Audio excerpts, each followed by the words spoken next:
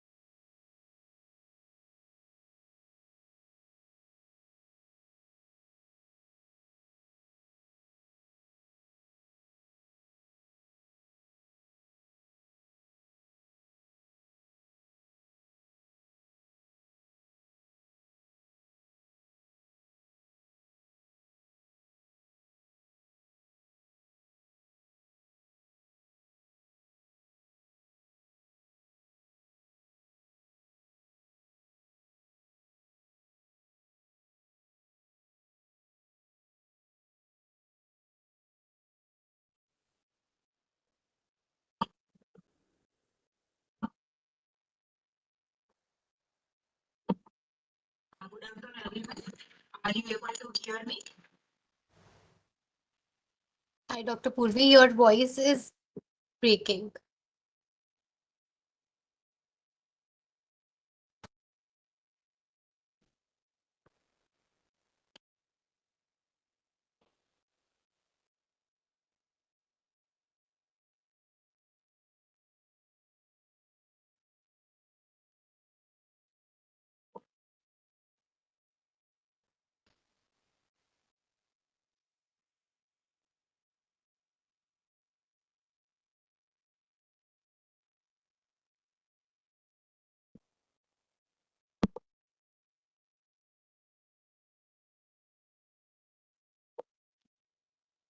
Still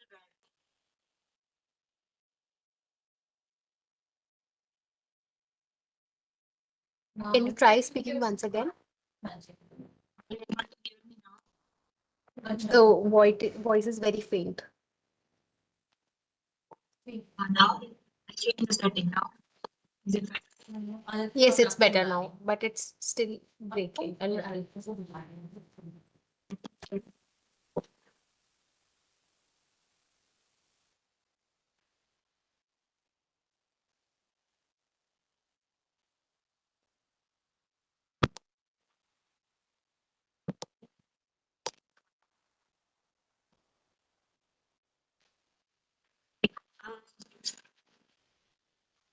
okay, so let's start now. Welcome everyone again.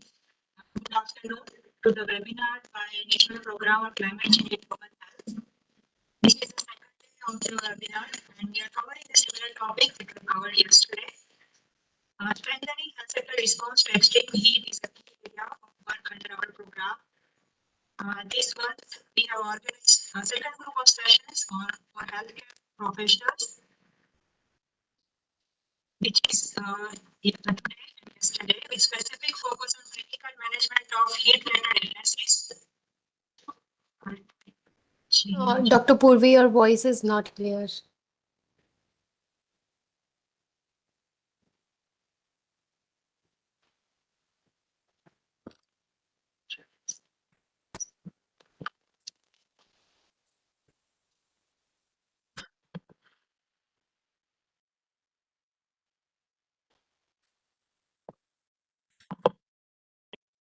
Here, system.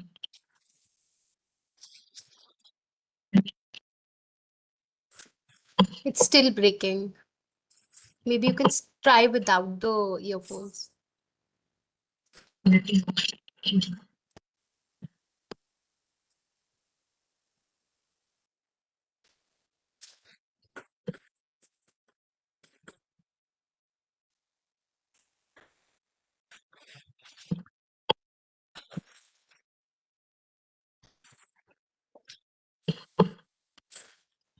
Meanwhile, let me brief everybody with some ground rules. Because of the shortage of time, we will not be able to take a lot of questions, but the questions that will be taken up would be from the chat box. So, whenever the speakers of the respective sessions are speaking, you can drop in your questions in the chat box, and they will be taken up either after the presenter or the speaker is done, or at the end of the webinar. So you can use the chat box for that purpose. And we are also streaming this webinar on YouTube. It will be available for you later on for your other subsequent training purposes and for your ready reference later on. So people who are joining us on YouTube, we will not be able to take the questions from YouTube, but you can still drop in the questions in the comment section in the YouTube, and people who are here in the webinar can drop in their questions in the chat box. I believe Dr. Purvi is trying to rejoin and she will be here in a minute or two. So I will request everybody's patience for a little while.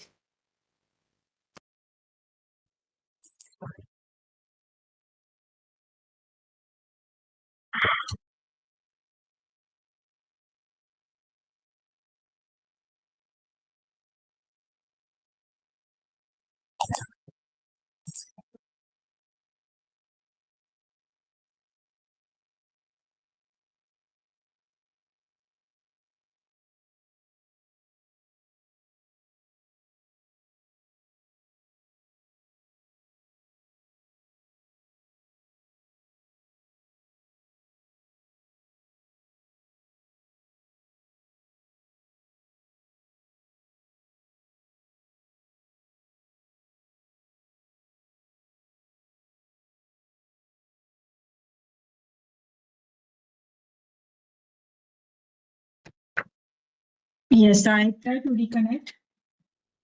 I hope it is better now. Yes, we can hear you now. We can hear you now, Doctor. Okay, good, good. So yes, welcome again, all of you, for the second day of the clinical management and public health aspect of heat-related illnesses and seasonal forecast. And I'd like to thank you and IDM for providing platform support. Today we have distinguished speakers from India Meteorological Department, New Delhi, and from Lady Harding Medical College, Delhi, and AIMS, New Delhi, and they will talk about various aspects, as I mentioned.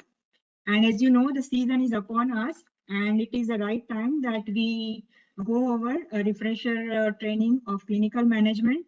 It is very important to understand the use of rapid active cooling because it is the most effective way to cool patient. The patient is coming for heat stroke or heat exhaustion. Till date, in India, we have not utilized this kind of methodology because our population was not exposed to high heat. But I think this is the need of an hour, and we will learn more about this in adult patients and pediatric patients from our guest speakers. So I will welcome you all again.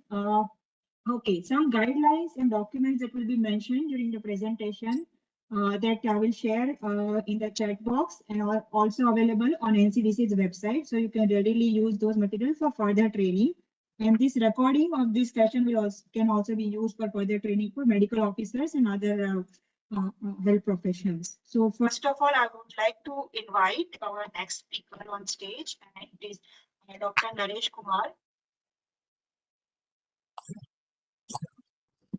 Yeah, thank you. Okay, you are here. So Dr. Naresh Kumar is scientist and he brings over 2 decades of experience at India Meteorological Department. And throughout his extensive tenure, he has played a pivotal role in advancing general weather forecasting, enhancing tropical cyclone predictions, and improving fog and heat wave warning systems in recent years. He is actively supporting collaboration between IMD and NCDC in area of extreme heat. And we are very thankful he's again joined us for the second day to go over the summer outlook and early warnings from IMD. So welcome, Dr. Naresh, on stage. Thank you. Okay.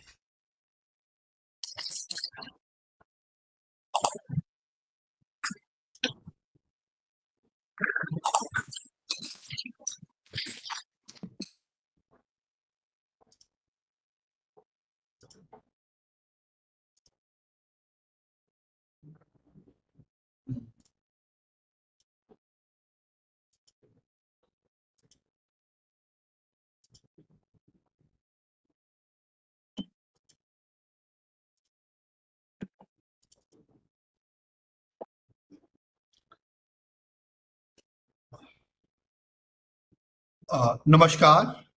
Good afternoon. So I will discuss about firstly heat wave services of IMD, how we issue the heat wave warnings, what are the procedures, and then what is the outlook for next 3 months this season about the heat wave, about even maximum temperatures and minimum temperatures. Sir, your slides are not visible to us. We can see the folder view. Is it visible or? No, sir, we can see the folder, but not the PPT. Okay.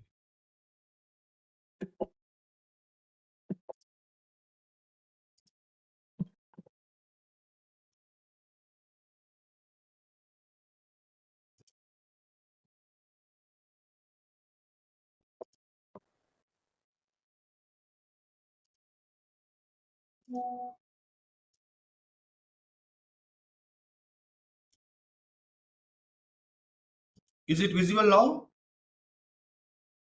No, sir, we are seeing your Chrome page, not PPT.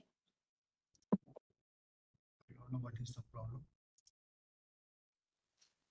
Sir, while sharing, select PowerPoint window, so it would be shared. It's not coming now. So it is Is it open, the PPT yeah, on your screen? PPT is open. So it's coming Chrome tab, window, then entire screen.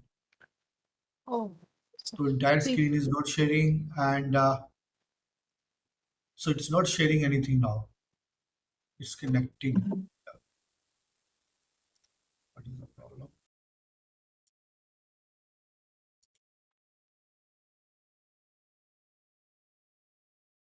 It's asking ki, make sure you are allowed to permission share contacts. yes, sir, you are allowed to share the. We have made you the presenter.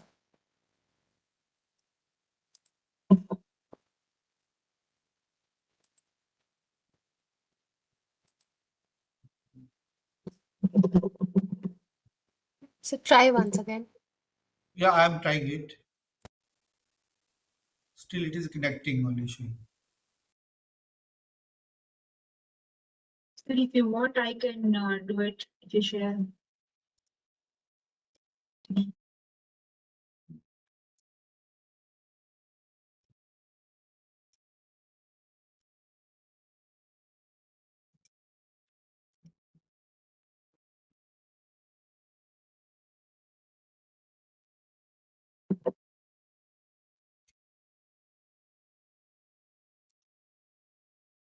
Yes.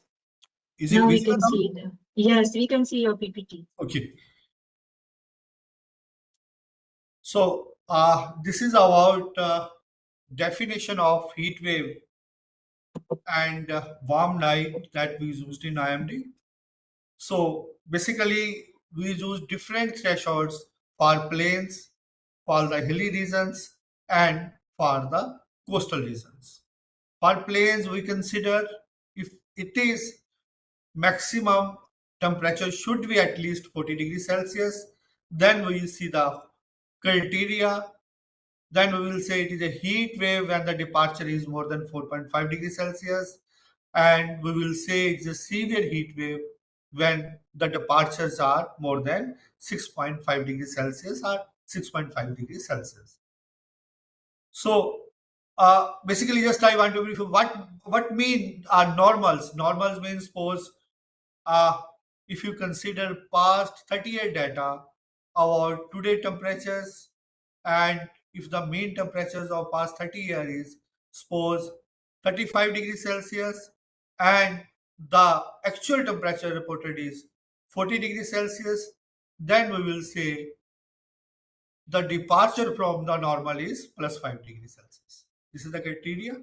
So second thing, we also consider based upon the actual maximum temperatures that is generally occurs in the month of May, because maximum temperatures over the India is observed in month of the May, when many parts of northwest India or central India crosses 45 degrees Celsius also. In that case, we have another definitions when actual temperatures are 45 degrees Celsius. We say it is a heat wave. When it crosses 47 degrees Celsius, then we say it is a severe heat wave. Again, for the coastal, same criteria, but maximum temperature should more than 37 degrees Celsius, and for the hilly stations, it should more than 30 degrees Celsius. Then, regarding warm night definitions, firstly, we see the maximum temperature should cross 40 degree. Then we will see minimum temperatures mean morning or night temperature departure from the normal. If it is more than 4.5 to 6.4, then it's a warm night. When it is more than 6.4, then it is a, we will say, severe warm night. And for the subdivision level, we see at least two stations in a subdivision should satisfy this criteria for continuous 2 days. Then we declare the heat wave on second days. So this is the general definition of IMD. We are using declaring the heat wave. So this is a slide about climatology of the maximum temperatures. Generally, maximum temperatures start rising from the month of March. March generally maximum temperatures confined over the North Peninsula India. As you can see here, dark patch. Generally, maximum temperatures are confined over these regions. Then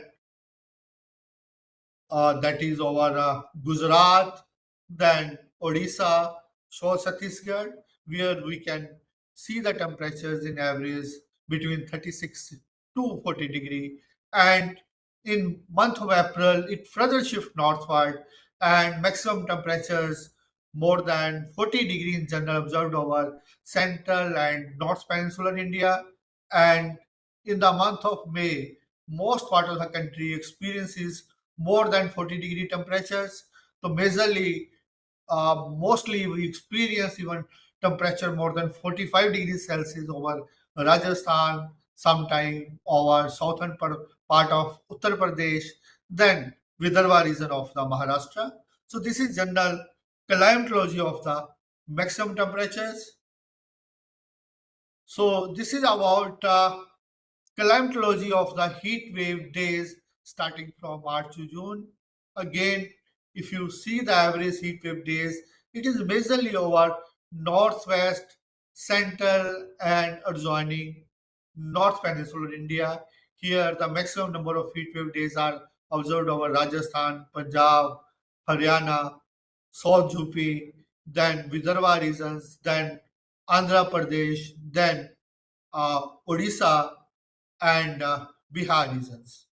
And it is observed in generally El Nino years, heat wave days are more, and La Nino years, the heat wave days are less. This is a general climatology.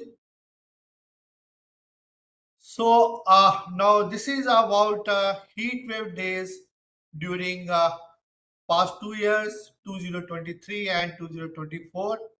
But here you can see this is a differ from whatever the climatology is there from 1961 to 2022. Here we have experienced maximum number of heat wave days in West Bengal, then Bihar, then I am talking about 23, then we have coastal Andhra Pradesh, then Odisha. And in 2024, it is more uniform. Again, maximum heat wave days were over again West Bengals and Odisha and all over northwest India and central India also experienced more than 25 days heat wave to severe heat wave days in 2024. Generally, just I will discuss slightly what are the favorable conditions for the heat wave. First thing, whenever there is no weather activity, no thunderstorm activity, less rain, then this is a one in general thumb rule. There will be the possibility of more temperatures, more heat wave days. If you talk about 2023, just we have analyzed what was the major reason. Basically, this is controlled by what is the wind pattern at the upper levels. If you see, uh, we have, if you see the pattern at 200 HPA level, that is around about 12 to 13 kilometer above surface, there one anticyclonic circulation form over this region, starting from, you can say, East India. And whenever there is anticyclonic circulations, it clears the airs, it creates the divergence, then all the sun rays directly come to the earth. That is one of the major severe heat wave reason over any part of the world. If you talk, this is the most favorable synoptic conditions, that is at 200 HPA. So that was the major cause during 2023. And at lower level, there is another favorable condition, just like we say some low pressure zone are troughing over the region, cause rainfall. Whenever there is a no moisture, then it enhance the temperature over the regions. These were two reasons in 23 and in 24. So again, East India almost similar patterns. But if you talk about Northwest India, this is related to Western disturbance also. So we have carried out one study in, if you people remember, in 2022, there was a normal heat wave over Northwest India. Uh, Generally, hardly we receive any heat wave days in the month of March over Northwest India, but it was abnormally high. So we try to find out what is the reason behind it. So what we have observed, this is related to the temperature of North Pole. So what happens in 2024-22, the North Pole temperatures was above normal by 4 to 6 degree. As a result, jet stream, that is a westerly jet stream, which we see permanent feature between 30-degree north and 60-degree north, which is responsible for western disturbance, that is also shifted towards north. When that also shifted towards north, then there was hardly any active western disturbance which has caused weather over northwest India, and there was a dry weather, and there was an anticyclonic flow at lower and middle level also, which has caused abnormal heat wave days over northwest India during 2022 and 2023. So as what we have analysis why it happens, it was due to the anticyclonic flow at 200 HPA, and in 2024 it was the mixture of two or three things, just like 700 HPA, that is we say at 3.1 kilometer above surface, that also plays significant role. And whenever we have an anticyclonic flow, mean divergence, there is a divergence at different levels that will clear the winds from that region, and sun rays directly come to the earth, that are the major reason for the heat wave uh, during 24 also. So this is a slide about 2024 year. 2024 was the warmest year, and this is the, you can say, trend also. If you see the all India mean temperature anomaly, this is increasing, and that almost everybody know it. So this is about trend in the heat wave frequency from March to June. Generally, here you can see here red triangles. That is, you can find here northwest are adjoining central north peninsular India. There are maximum red triangles filled with the red colors, and that indicate there is an increasing tendency in the heat wave over these regions, and that is there over, if you can see here, coastal Andhra Pradesh or Telangana, Rayalaseema region also. And here blue triangles are indicate that is there is a decrease in the frequency of heat wave over the region, that based upon the data up to 2022, and along the foothills also it shows decreasing tendency, and similarly similar pattern for the number of heat wave days that are also increasing over the regions. So now we will come to about the heat wave forecasting system. So we issue heat wave in short range, medium range, extended range, then seasonal range forecast. Mean short range mean 1 to 3 days, then medium range 4 to 7 days, extended mean 1 to 4 week, then seasonal mean 1 to 3 months. So here we will discuss about all these type of forecast, but we have issues.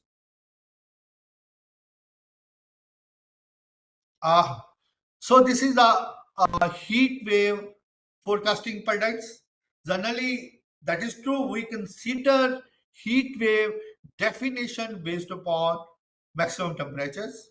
What while issuing, we consider the various factors. Minimum temperatures plays very important roles.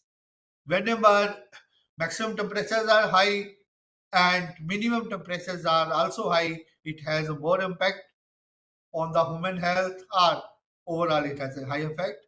And another things, again, if the humidity is high, also it has a high impact. Similarly, if the winds, so along with the temperatures, wind are storms, that we say the loom is there, that also it has a more impact on the health.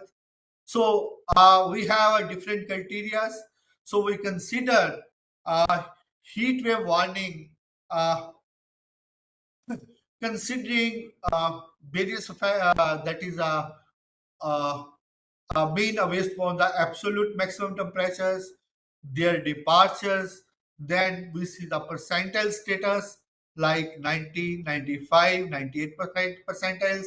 Similarly, we see the minimum temperature, their departure, and percentile status. Then we see the relative humidity forecast. If humidity is more than normal, it has more impacts.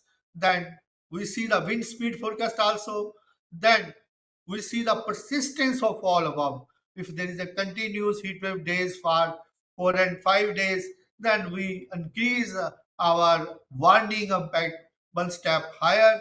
Just like we are giving a red alert for Gujarat state from last 2 3 days, basically 2 days, yesterday and today. The reason being, here the maximum temperatures are even more than 7 to 8 degrees Celsius. Means there is a severe heat wave. Along with that, there is a warm night. Minimum temperature is also higher side. Along with that, humidity is also there. Moderate humidity is also there. Considering and persistence of the heat wave that is prevailing over specifically Saurashtra and Kutch from so many days. Considering all these, we have given a red alert for the heat wave yesterday and today also that I will discuss, and thereafter it will await that I will discuss in few slides. Thereafter, we use a heat index also, and anyway that is based upon NOAA formula just for guidance. So we need to develop it. Anyway, Dr. Purvi is also involved in that one. We are trying that considering the health data, so we can develop some heat index. Anyway, that is a big task. So presently we are using the only NOAA one, and just for guidance, because this is not whatever validated for the reasons. So these are the different parameters to give the warnings. So this is just example of forecast issued by IMD for the seasonal level. Firstly, just last year, this is example of last year, April to June. Then we issue for the heat wave days, April to June. Then forecast of heat wave days for the Aprils. So this is example of the standard days forecast and our short to medium days forecast, and this is a district wise forecast, and this is the skill, our forecast skill that is even more than 60% probability of detections even up to day 5.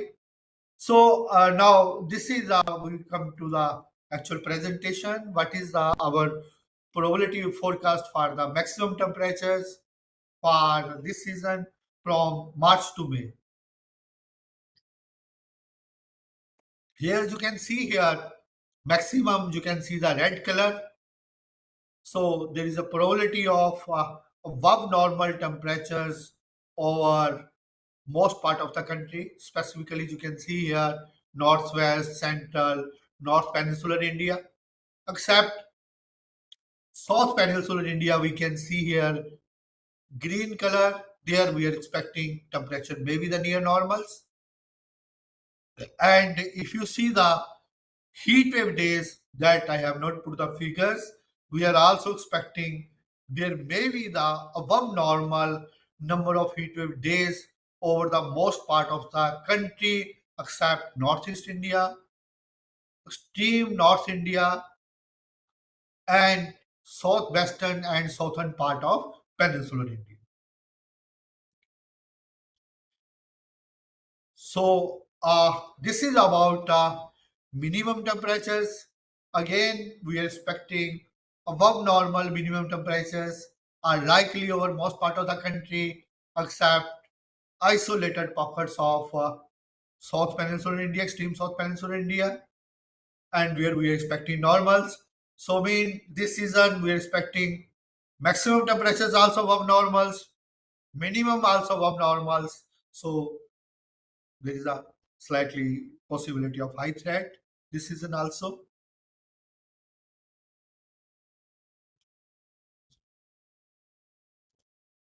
Sorry. So this is about March. Same thing, we are expecting above normal temperatures over again northwest India and West India, and same thing we are experiencing nowadays. So this is again minimum temperatures. It has a mixed tendency. So this is the probability of, I think this is a repeated slide.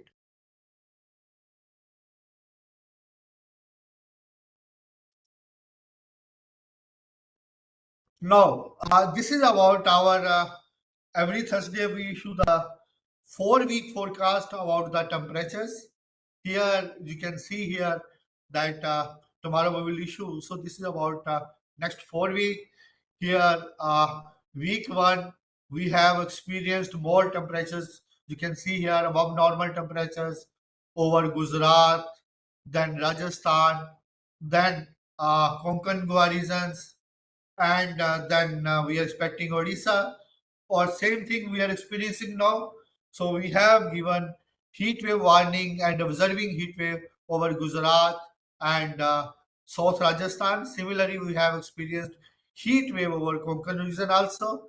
So week 2, you can see slightly temperatures again. It's above normals. So it is majorly over northern part of country and Odisha. And if you talk about the week 3, it should be slightly comfortable because temperature is likely to be near normals. Then if you come to the week 4, this is almost a similar pattern as week 2. Here we are expecting above normal temperatures over the most part of country, except part of the that is the South Peninsular India and adjoining Central India. So these are the forecast, and this is our you can say multi-hazard warning for the next 7 days. Here again, as I have mentioned, we are expecting severe heat wave conditions with warm night over Saurashtra Kutch today also, which has realized yesterday also. So that again we have given red alert for Saurashtra Kutch today and orange for Gujarat. Here we are expecting maximum temperature may drop, and similarly we have given orange alert for the Rajasthan today also. And from tomorrow, one western disturbance is going to affect northwest India and the adjoining area. As a result, we are expecting there will be a winds from the sea over these states, and there will be fall in the temperature. However, considering we have given the marginal possibility of heat wave over Gujarat for day 2 also, and temperature over northwest India fall from day 2, but we have given the heat wave warning over Vidarbha from day 2, then Odisha also, then day 3 we have increased one step higher than Odisha, then we are expecting over uh, Jharkhand also. And day 4 and day 5, we have updated color with orange. Uh, Here, when it will come close and same thing happens, then we give red alert for the Odisha on 15 and 16, depending upon the situation, because we are expecting warm night also on 15 and 16, considering that we have given as still days are left. So for day 5 and day 6, we have given orange alert for Odisha. So this is about the forecast. Next, and this is the correspondence district level warning issues by our meteorological that is centers. Here, first one is the Gujarat. Here we are expecting visually as told red alerts for the Saurashtra Kutch, orange for the few district of Gujarat regions. Day 2 less possibility, and this is examples of that is one is for 13, we have given example for Odisha, and another example is for West Bengal. That's all. Thank you. Okay, thank you very much, sir, for elaborating the various methods and predictions and how it is heat exposure is changing. I wanted to highlight few points for our health professionals that have joined, that you have seen that over the time exposure to extreme heat has increased, like 23, 24, all of them have been the warmest year for that year. And so 2025 probably will not be very different. So our population is exposed to more heat, and even northeast areas are also experiencing heat wave conditions. And so the point of having a meteorology here is that it is the exposure. So many times we have We understand infectious disease and their causality and their agent, but here this meteorological exposure, that is extreme heat, is our exposure for health. So we need to understand where is the possibility of heat wave, what are the areas more vulnerable, and that is why we consider meteorology, understanding of meteorology is important for us. This year, as Sir mentioned, we have already experienced heat wave in Konkan, Goa earlier last month, and Gujarat now, Vidarbha, Odisha. So the occurrence of heat wave is also increasing earlier and earlier. So that is something that we should keep in mind and prepare our health facilities and keep vigilance for heat stroke cases and heat-related illnesses. Apart from that, sir also highlighted that it is not only maximum temperature, it is humidity, is the wind that is called lu, and high nighttime temperature that also contributes to the high exposure of heat in the population. So if I remember last year in Delhi, they had a highest minimum temperature at the night time, I think, and that led to a multiple casualty. And I think we reported in Delhi around 140 plus mortality within very few days during the heat wave in June 2024.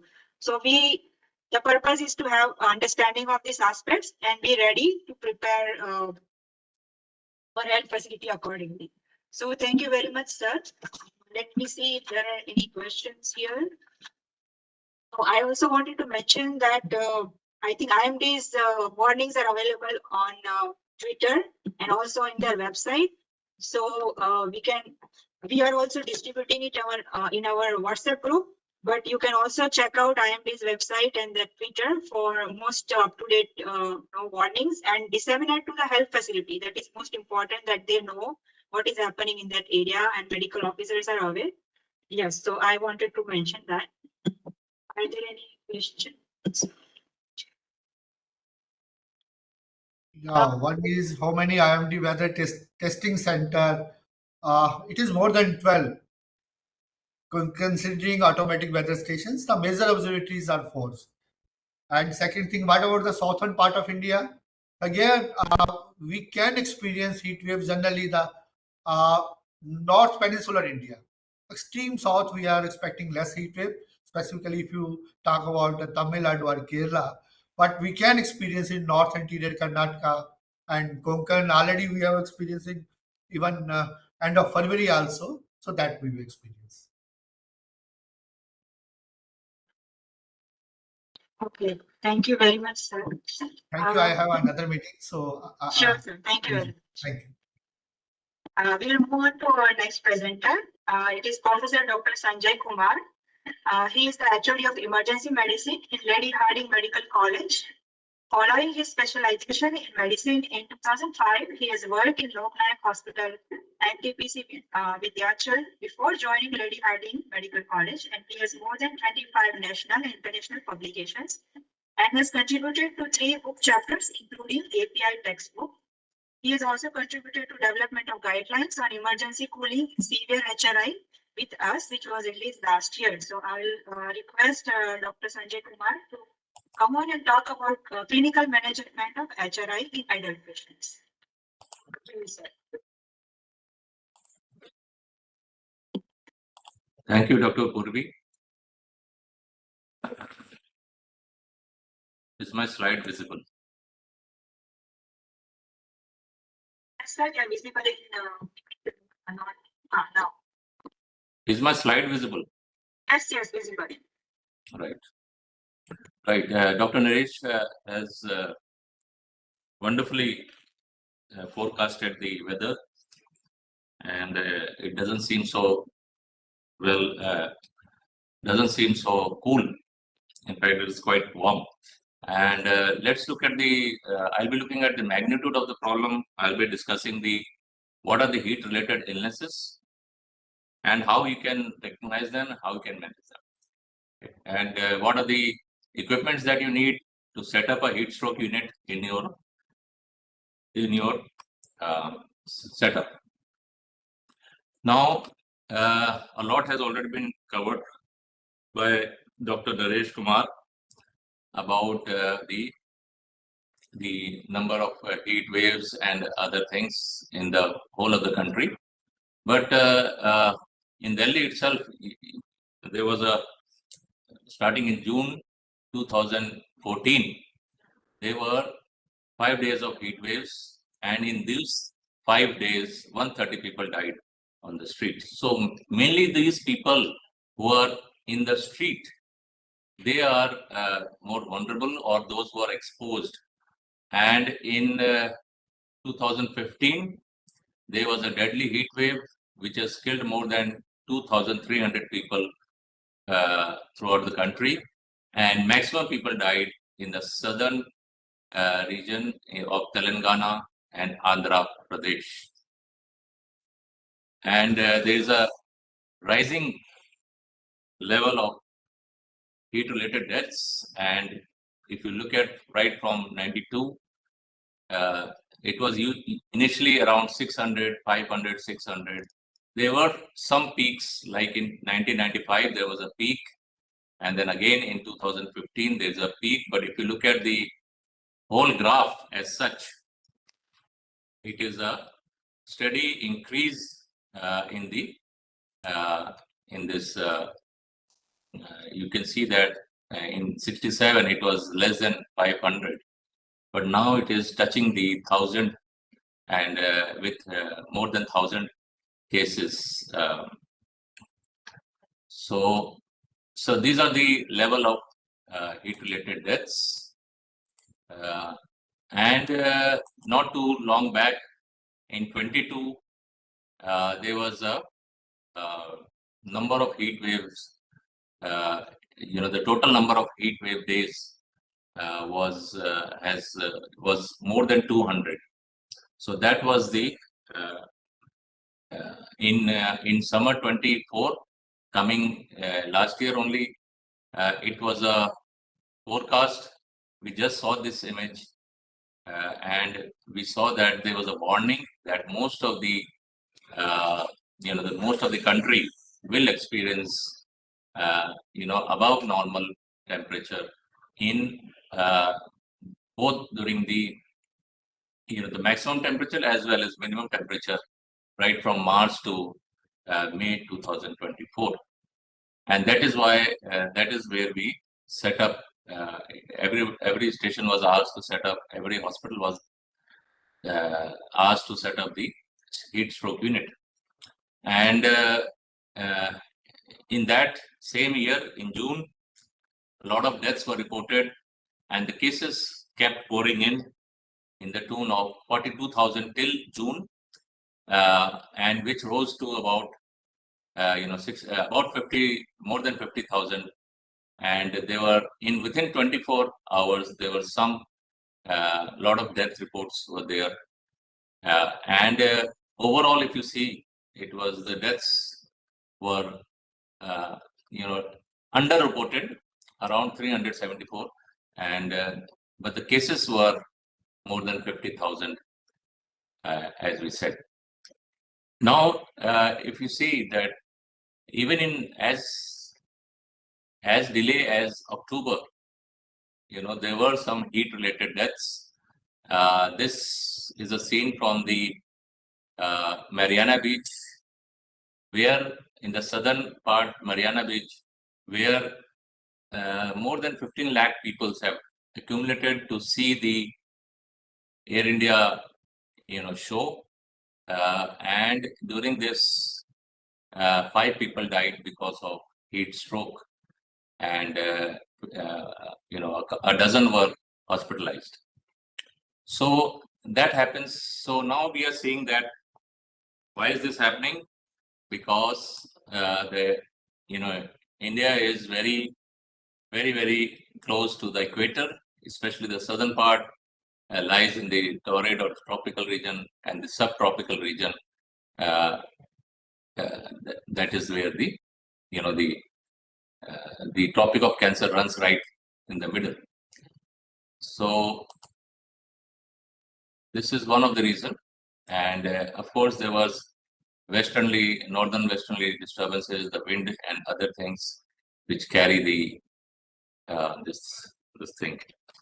Now, the annual temperature, if you look at the annual temperature map of India, is usually the southern and the Andhra Pradesh, Tamil Nadu area, and the Gujarat and these area are the ones which are mostly affected.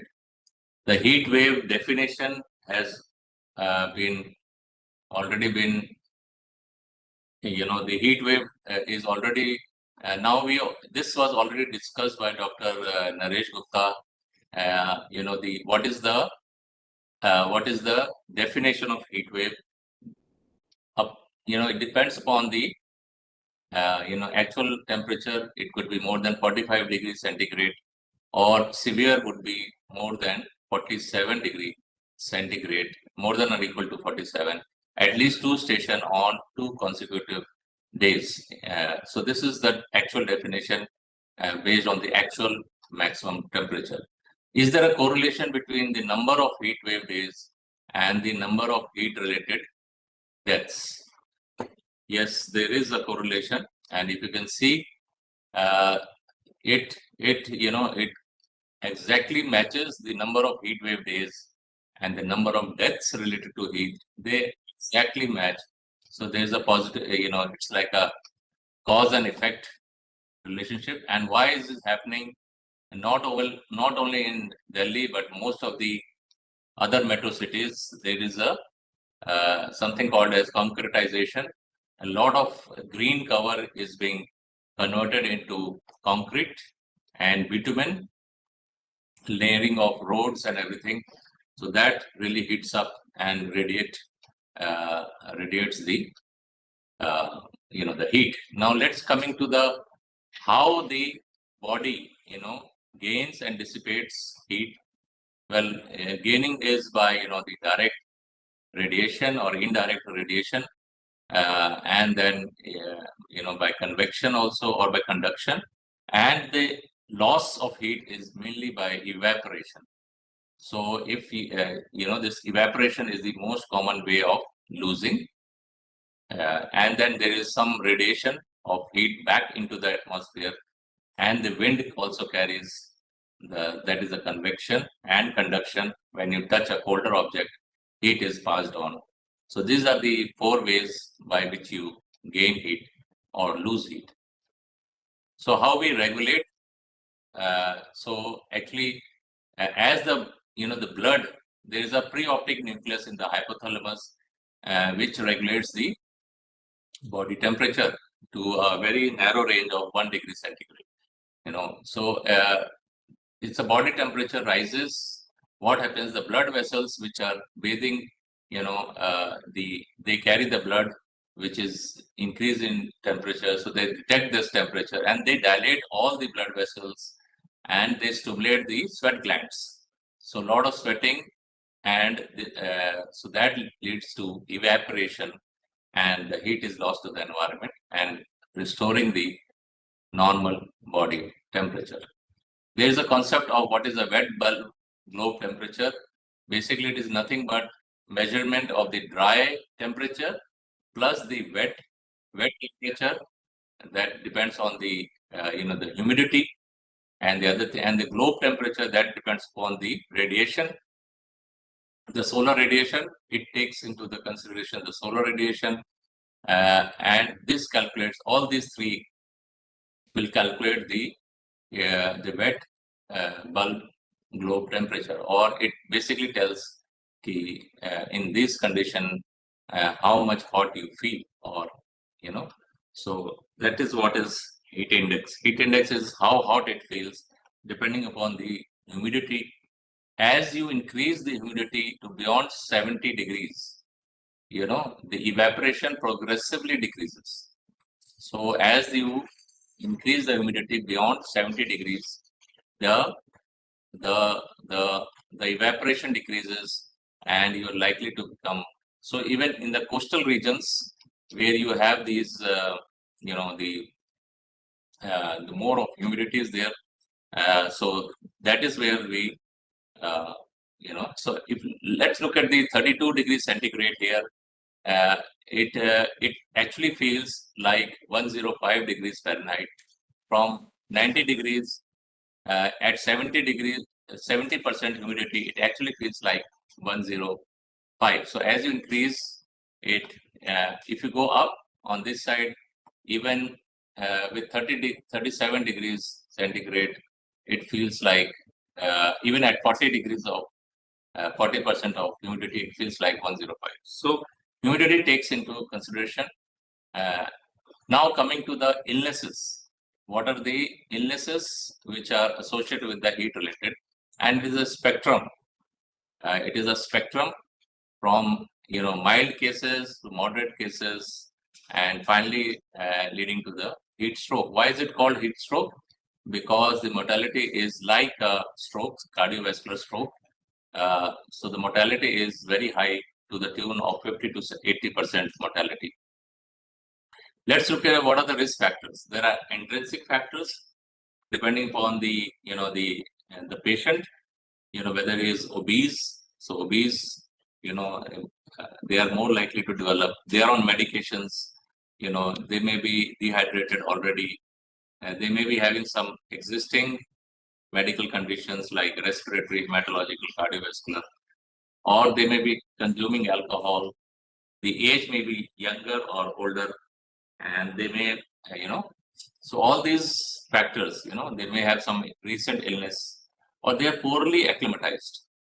If they are not acclimatized, they are likely to, or they are de-acclimatized. They may be acclimatized, but they go and spend, some 2 weeks, out, in a colder place, and they come back, and they can be, they easily de-acclimatized. It takes time to acclimatize to heat, but once you go out of the heat area and you maybe a hill station or something, you come back after a couple of weeks, and then you are de-acclimatized, and and those people who are doing aerobic exercises, they are also very prone to develop. If they are wearing more of clothes, or if the clothing is not properly, they do not drink water, so these are the excess temperature. We already know this. So these are some of the risk factors. Let's look at the mild cases of heat-related illness. First would be the prickly heat, or the name is Miliaria rubra, or it is basically maculopapular pruritic red lesions, especially on the covered clothing. Where the clothings under the clothings where the skin is covered, and these are because of the ducts, the macerated skin. They slough off and they obstruct the sweat ducts. So sweat glands opening are obstructed, and they basically swell up and they become itching.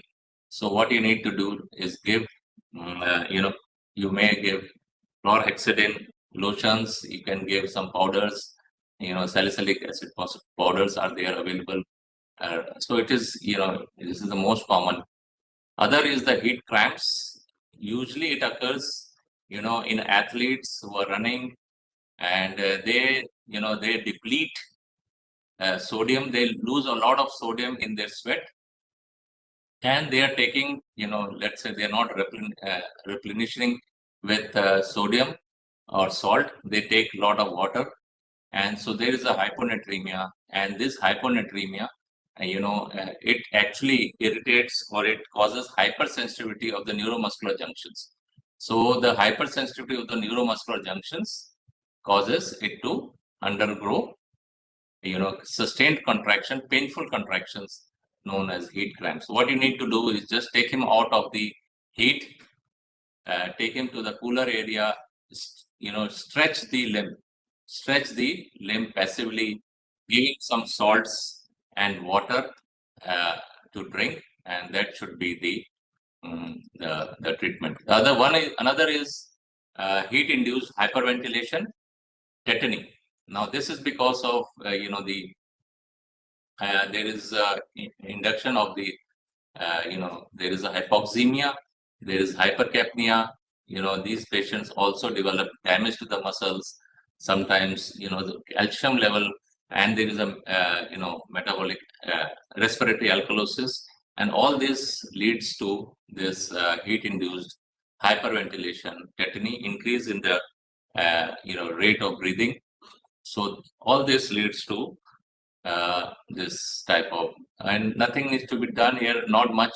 You can either ask him to, breathe under the, inside a, a polythene or a bag. So you rebreathe from that bag, so you do not blow off a lot of carbon dioxide. So you rebreathe from this thing, or you can give calcium, and that should be it. Another one is the syncope. Sorry, it is labeled incorrectly. It is the heat-induced syncope. Syncope, usually, when the person is running, what happens? The muscle pumps are pumping the blood. The muscle pumps are working, it is pumping blood, and a lot of sweating is taking place. And all the blood vessels, they are dilated. The limb blood vessels, they are all dilated. There is a lot of sweating, a lot of salt is being lost.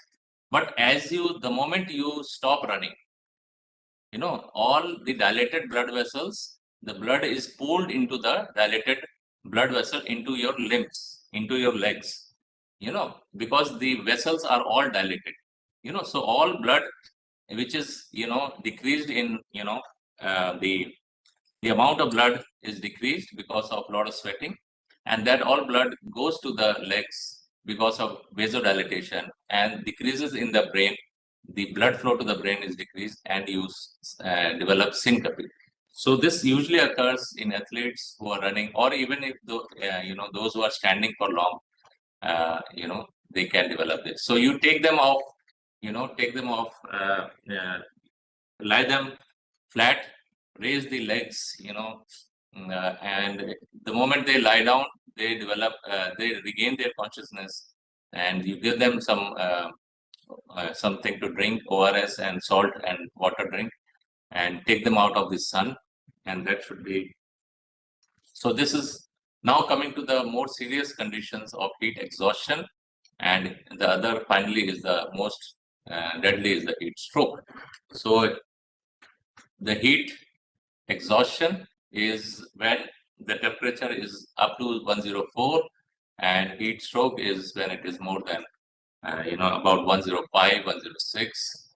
And here, you have symptoms and signs like anorexia, dizziness, fatigue, malaise, headache, nausea, vomiting, GI disturbance like headache, and CNS disturbances, some sort of mild CNS disturbances like headache, slight dizziness, some fatigue and anorexia, and GI disturbances, visual disturbances, some weakness, and you will have all these, like there will be anxiety will be there, and slight confusion, slight flushing, BP will be lower side or even in the hypotension range, urine will be decreased, there will be increased heart rate, increased respiratory rate, the urine production will be reduced, there may be some anhidrosis, there may be some arrhythmias, and so these are certain hyperpyrexia, and they may develop mild, so they are just developing, going into the hepatic failure, so they are just starting to develop some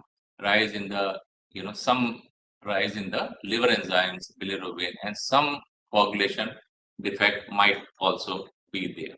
But when these things are exaggerated, like mental status changes becomes exaggerated, like ataxia, they develop seizures, they develop coma, they develop, hallucination, confusion, irritability, and there is a lung damage in the form of pulmonary edema, there is a kidney damage in the form of renal failure, there is a muscle damage in the form of rhabdomyolysis, and there is a cardiovascular collapse.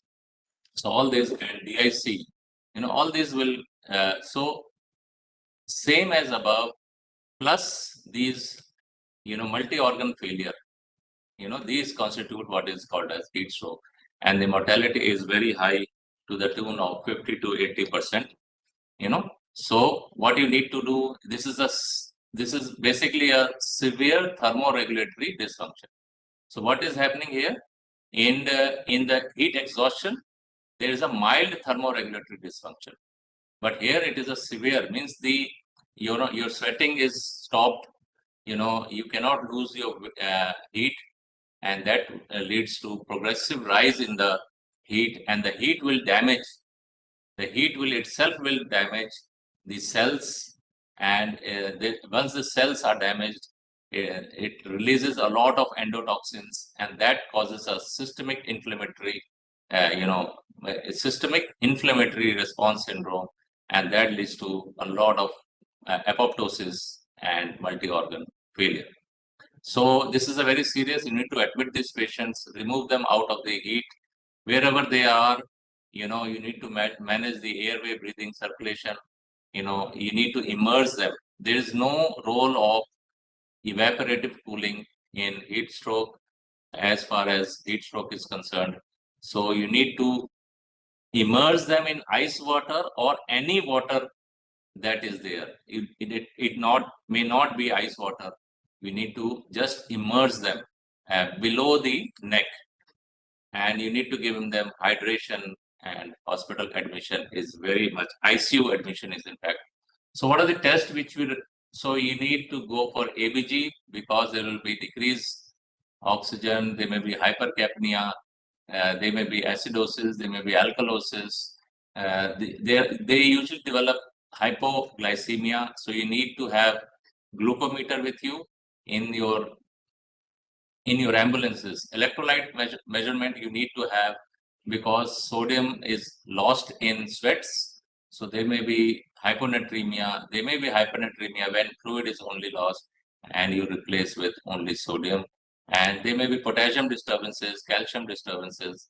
Liver function test will be abnormal, and it may rise to as high as, in thousands.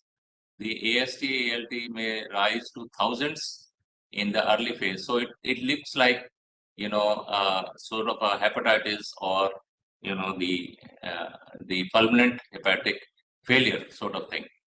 And coagulation, yes, there will be, because of the thermal injury and the proteins are damaged, and that leads to intravascular coagulation and DIC sort of.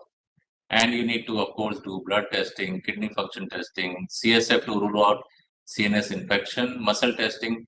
Again, the CK levels, because of rhabdomyolysis, it may be in lakhs, CK levels may be in this. So they will release a lot of myoglobulin, and they will go and clog the renal function, and myoglobulin will basically damage the kidney. They will cause myoglobin cast and other things, and damage the kidney function. So there may be arrhythmias. You need a ECG. You need all these tests, and you need some imaging test like CT scan and chest X-ray to rule out other things as well. So heat stroke is any temperature more than 104, that means 105, 106, 7, with CNS dysfunction in the form of seizures, encephalopathy, confusion, altered sensorium, coma, pre-coma, other things. So there are two types: those who are doing exercise, and those who are not doing exercise. Sitting at home, you can also develop, because of, those patients like who are elderly, young patients, they may develop this even while they are sitting at home because of excessive heat gain, and they are, especially elderly, they may be on multi-drug therapy, polypharmacy, and they may not, their heat, the heat loss mechanism or the thermoregulatory system is, disturbed. So that is what happens. So which is bad? The classical method is more bad. It has a more bad prognosis than although you can, exertional is treatable, but they carry, they are usually in the young, and children and elderly, these carry, bad prognosis. So these are the people who are, on anticholinergic drug, antihypertensive, diuretics, antipsychotic, antidepressant, and they have some chronic illness like kidney, liver, heart, or any other problems. So they develop slowly, and this develops acutely. The skin is, the sweating is absent in the classical type, but it may be profuse in the exertional type of this thing.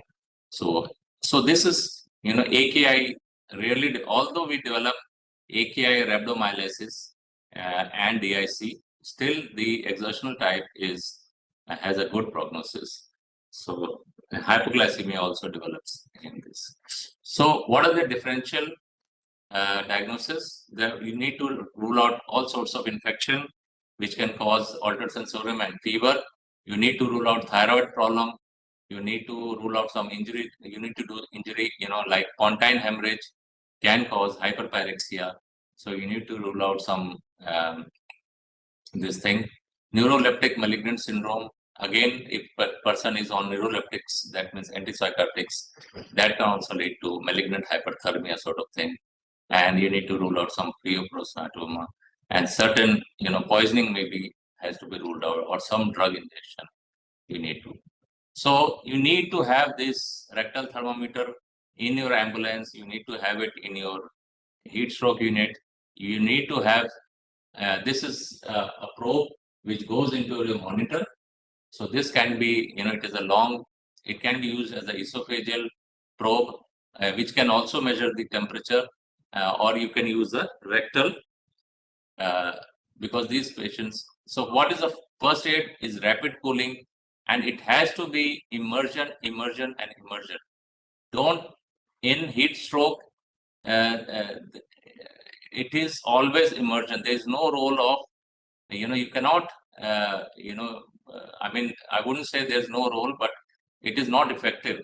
The evaporative cooling, that means sprinkling and spraying, that is not effective. So immersion is it doesn't have to be ice water. Even if it is cold water, you can still do it with this. The other thing is ice packs. You can keep it in the groin, underarms, because this is where the blood vessels are. You cool the blood vessels which are bathing the preoptic nucleus. So blood which is bathing the preoptic nucleus. So you cool the blood. That is one thing. And you remove the clothes. You can use other things like, fanning and water. But again, the immersion is so you need so this is how you do immersion. You need a lot of towels. Remember, you need towels. This is how you keep the head above so you put a sling under the arm on both sides, and then you keep the head above the level of the water, and you immerse the person inside it. You keep on shaking the water, because it is by convection that you are trying to. So you keep on shaking the water. You have the rectal thermometer in place. You measure the thermometer core temperature of the body. You have another thermometer measuring the temperature of the water. You need to keep it somewhere around less than 5 degrees centigrade. So this is how and why you need a rectal thermometer. The moment the temperature of the body comes to about 102, you take the patient out, because you don't want shivering to occur. Once the shivering starts, what happens? There is a generation of heat. So sometimes shivering may occur at 103 or 104. You need to give midazolam in those cases. Short-acting, drugs like midazolam can be given to prevent the shivering. So this is how and the moment you get to 102, 101, you take the patient out. So this is how you're measuring so this is all ice and all water, and you measure the other way is using this bag with a zipper. So these are the body bags sort of thing, with a zipper. You put white ice and water. This is another way. If you don't have a tub, you can use these body bags with a zipper, and you put the ice and water inside it. That can also be used. In the field, you have this tarpaulin. You put in the person inside it, put in water and ice, and from both sides, people will hold it, and they shake it. They oscillate it. The left and right, they oscillate like this. So you spread the water around the body, and this is the field way of cooling the body. And this is where you put the ice packs, because these are the blood vessels. You are cooling the blood vessels. These are the blood vessels where the major blood vessels are. Here the femoral arteries, here the the brachial, and here the carotids.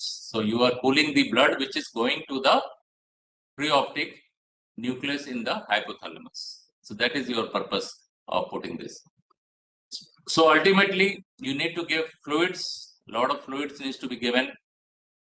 You need to have lab facilities. You need to have some function, monitoring monitors. You need ventilators also. You may need to, intubate these patients. So you can use, IV fluids which are slightly colder. You can use this, but and you need oxygen because they are hypoxemic. And for seizures, you may need to give anti-epileptic drugs. Short-acting anti-epileptic will be sufficient. For hypoglycemia, you need to give, dextrose and other things.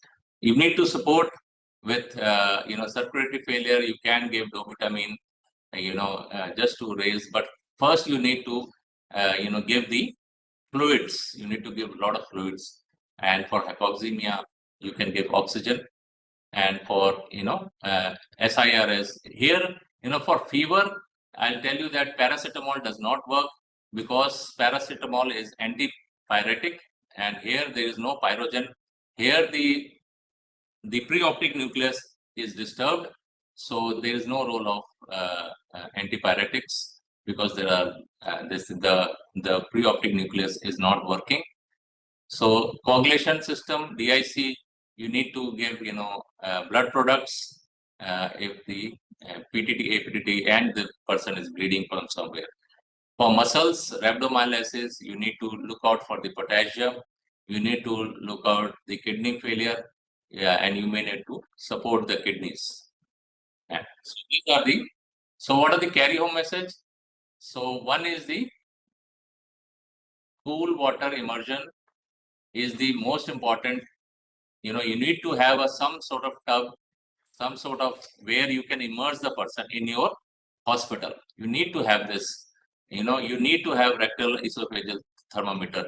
Dantrolene is muscle relaxant. It won't work here. Remember, antipyretic will not work. You need to have oxygen facility, IV fluids. If you have cold IV fluids, you need to have ice packs. A lot of ice making, some sort of ice making mechanism, some deep freezer which can store a lot of ice, and you stop cooling at 102 and you continuously monitor the other things. So what you need in your wards, you need ice packs, some sort of sprinkler, fan. You need, for less, like for heat stroke, not for heat stroke, but you need it for heat exhaustion. You need some, some fan, some this thing, sprinklers, water source, and AC, air condition. You may need some zipper body bags, which are water resistant, rectal thermometer, esophageal thermometer, IV fluids, oxygen port, monitor, and you may need these fans. So remember, you also need glucometer and testing strips. So this is your cupboard. Make a cupboard.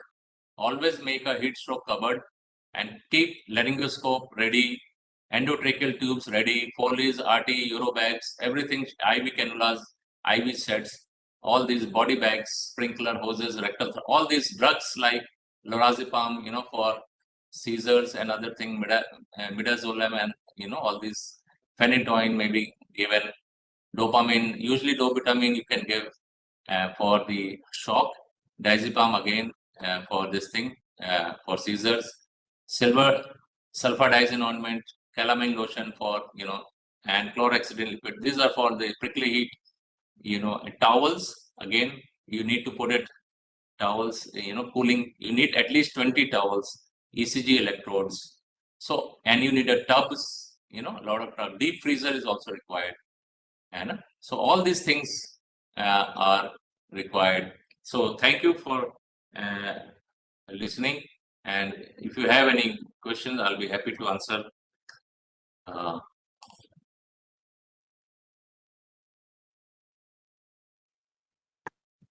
presentation about various heat-wave pregnancies and how to actually manage stroke. I would just highlight a few points for the listeners, professionals that joined us in line with the emergency active cooling. So, but meanwhile, somebody who has questions, they can write down on the chat box, so we can take it in a few minutes. So last year, we have provided funding for equipment procurement, which includes development of heat stroke management units, especially in that rectal thermometers and multi-para monitors. So make sure that you have tried to purchase those, procure those in the big facilities, especially also ambulances. So rectal thermometers are must to understand core body temperature, and normal thermometers are not useful. Judge the core body temperature, even though you have a formula, usually it doesn't help. So make sure you have rectal thermometer. Also, in the guidelines that we have provided, we have advised district hospital and sub-district hospital to have 5 beds allotted for stroke management in the cooler area of a hospital, and for community health center, 2 beds. Along with that, based on the feasibility of the facility and essentiality of the services they provide, they should procure bathtubs, like portable or foldable inflatable bathtubs, zipper body bags, that is our cadaver bags, a tarpaulin. Also in ambulances, tarpaulins are advised, along with the ice packs, ice storage and ice making. So that is important. Make sure that we have this facility to provide rapid cooling to the patient. So many times I hear that ACs we have procured AC or we want to procure fan. That is not helpful. ACs and fans are the people who are normal, mainly the health professionals who are working in the hospital and the patients who are visiting the hospital, but not heat stroke patients. So make sure we go towards active cooling and not use the passive mechanism for thinking about cooling patients. And ambulances should provide on-site cooling, as sir showed, with a tarpaulin or body bag, with the provision at least cool water can be used to put patient in the field. So the golden rule here is cool first, transport second. So please make sure the ambulances are prepared. Try to deploy them in strategic places where there is a highly vulnerable population, like in the slum or in mass gathering events. Those things to be taken care of while preparing health facility and ambulances. I think I also want to mention that IV fluids. Many times last year we assessed the health facility preparedness. We found out people relied on cold IV fluid. And as sir mentioned, that is not a primary way of cooling, right, sir? It should be supplemented with some external rapid cooling, and can itself is not very effective in cooling the patient in few minutes. So make sure that you don't use just that. You should have external rapid cooling. Anything to add, sir?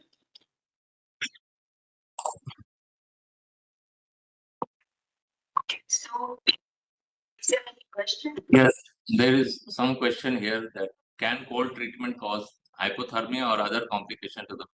Yes, you should not cool the patient to the extent that it causes hypothermia. As I told you, in heat stroke, you remove the person at 102 or 101, and you do not let the patient go into hypothermia or shivering also. We need to control the shivering by giving midazolam or some sort of this thing. And here the shivering will not be controlled by dantrolene. Remember that it has to be given by some benzodiazepine, short-acting benzodiazepine. Okay. Questions, and please, I will try.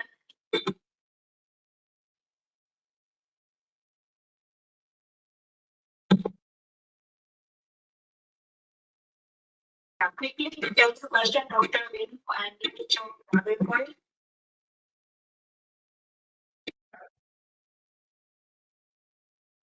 I have requested to unmute Dr. Vino and teacher Nagarkar. You can present the question right now.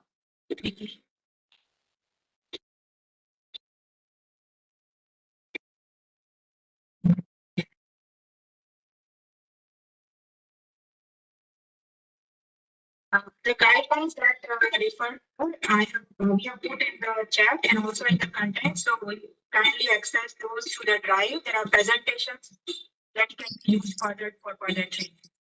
Sure, you have access to the content that is being discussed here.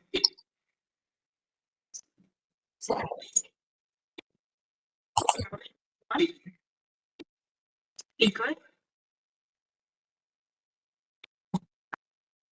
Okay. Not audible. I'm not audible properly. Your voice is not clear, Dr. Purvi.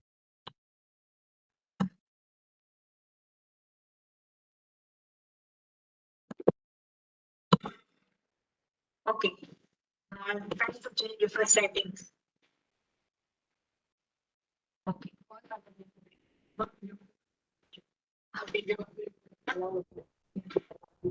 Hello? Is it better now? No, it's not. I think you need to reconnect or something. Scale of 1 to 4 how satisfied with your IT infrastructure. IT infrastructure. Trying different settings. Dr. Vino, you have a question? Yes, ma'am, there is a question. Dr. Vino, you already typed. Specifications for setting up cold room for treatment of heat stroke patients. Yes. So, should I answer that? Yeah. Yes. Dr. Purvi? Yes. Actually, Okay. we have the guidelines. Yeah, actually, Important. last year there was some, we had issued notices that every hospital should have at least 2 beds. But here, I think this time we should have at least 4 to 5 beds in the heat stroke unit. So you need a space, to keep those tubs. You should have some, drainage facilities. So once you should have some, water source and some sprinkler sort of thing. You should have all the cupboard where you can store all the heat stroke. Cupboard should be made where you should keep all these drugs, the thermometers, the drugs, the fluids. You should have some sort of ice making machine or a deep freezer where you can store a lot of ice, up to the tune of 20 kg or something, more than that even if we have more patients. So that kind of thing, you should have some,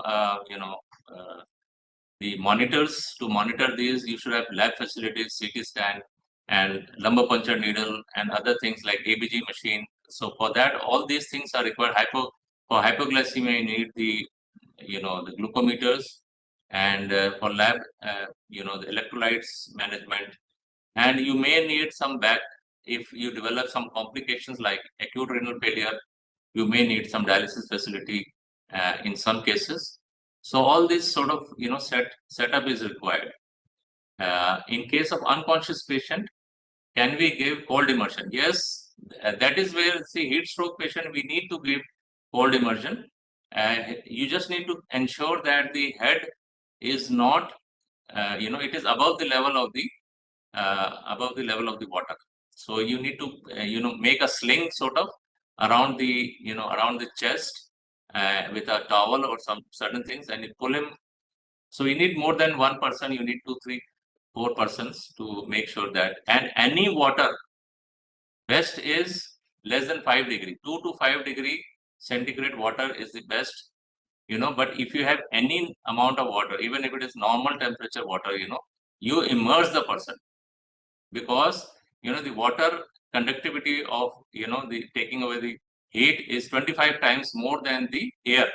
So evaporative cooling is not at all advocated in heat stroke cases. But in other cases, less lighter cases, you can use sprinkling and spraying and this thing, fanning.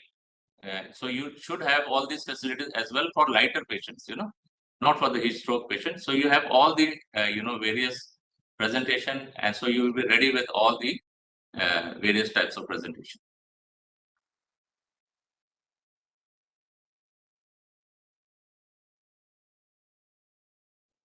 Okay.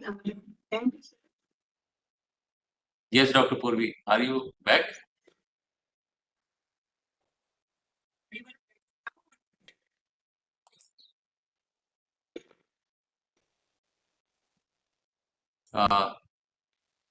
If I can just show you one slide, just one slide, I can show you. I think I missed it somehow.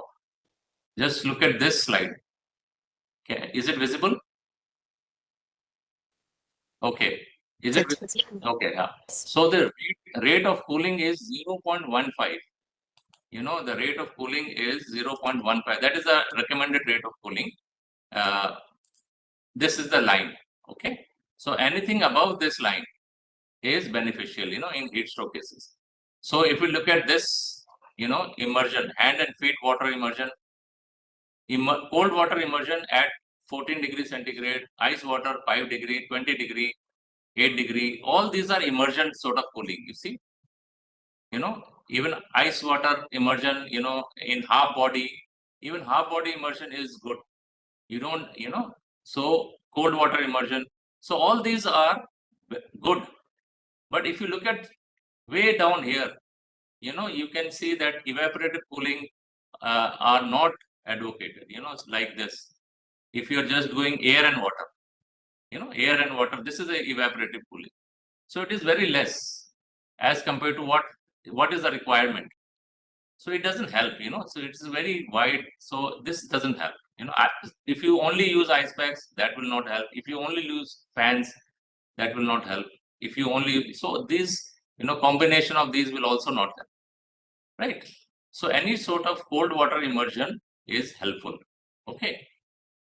So that is you need to keep into consideration. Okay, thank you very much, sir.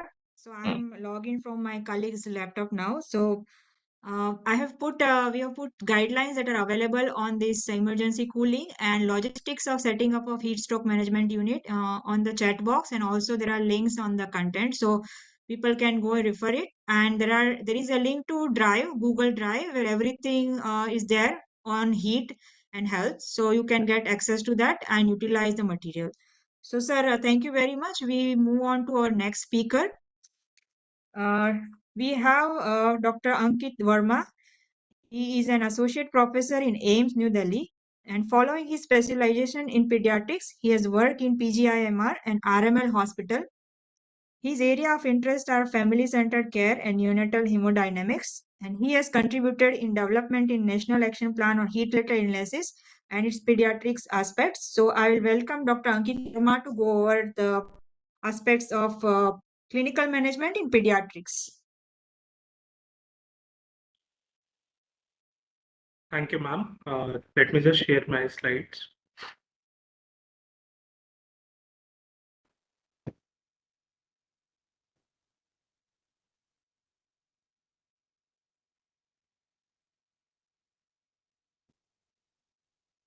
Hopefully my slides are visible and I'm audible.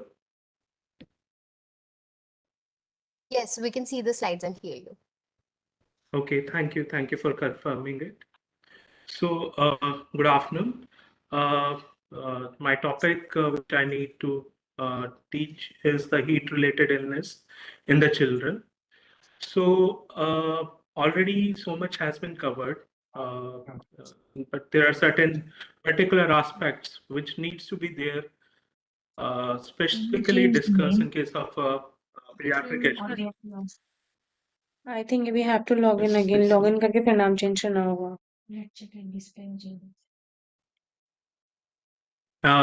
Can I go ahead here?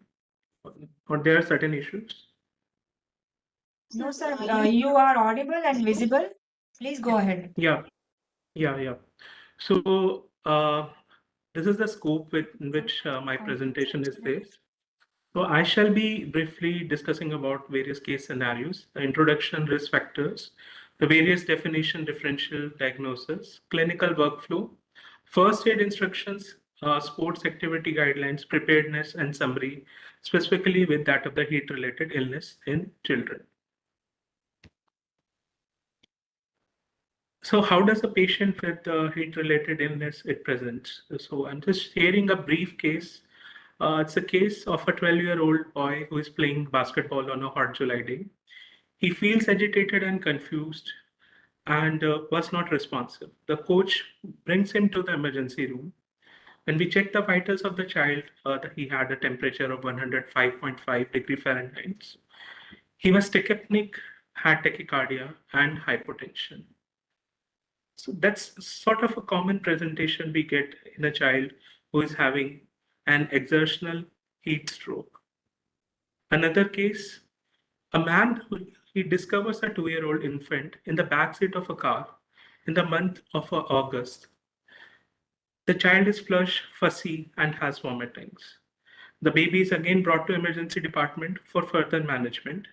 We check the vitals of the child, and the temperature of the child is 40 degrees centigrades and had tachypnea and tachycardia, but this child didn't have any hypertension.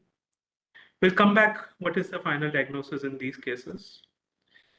So with the increase in the global warming, the increase of the incidence of the heat-related illness is increasing, and the children, they compose almost 47.6% of the cases of the heat-related illnesses.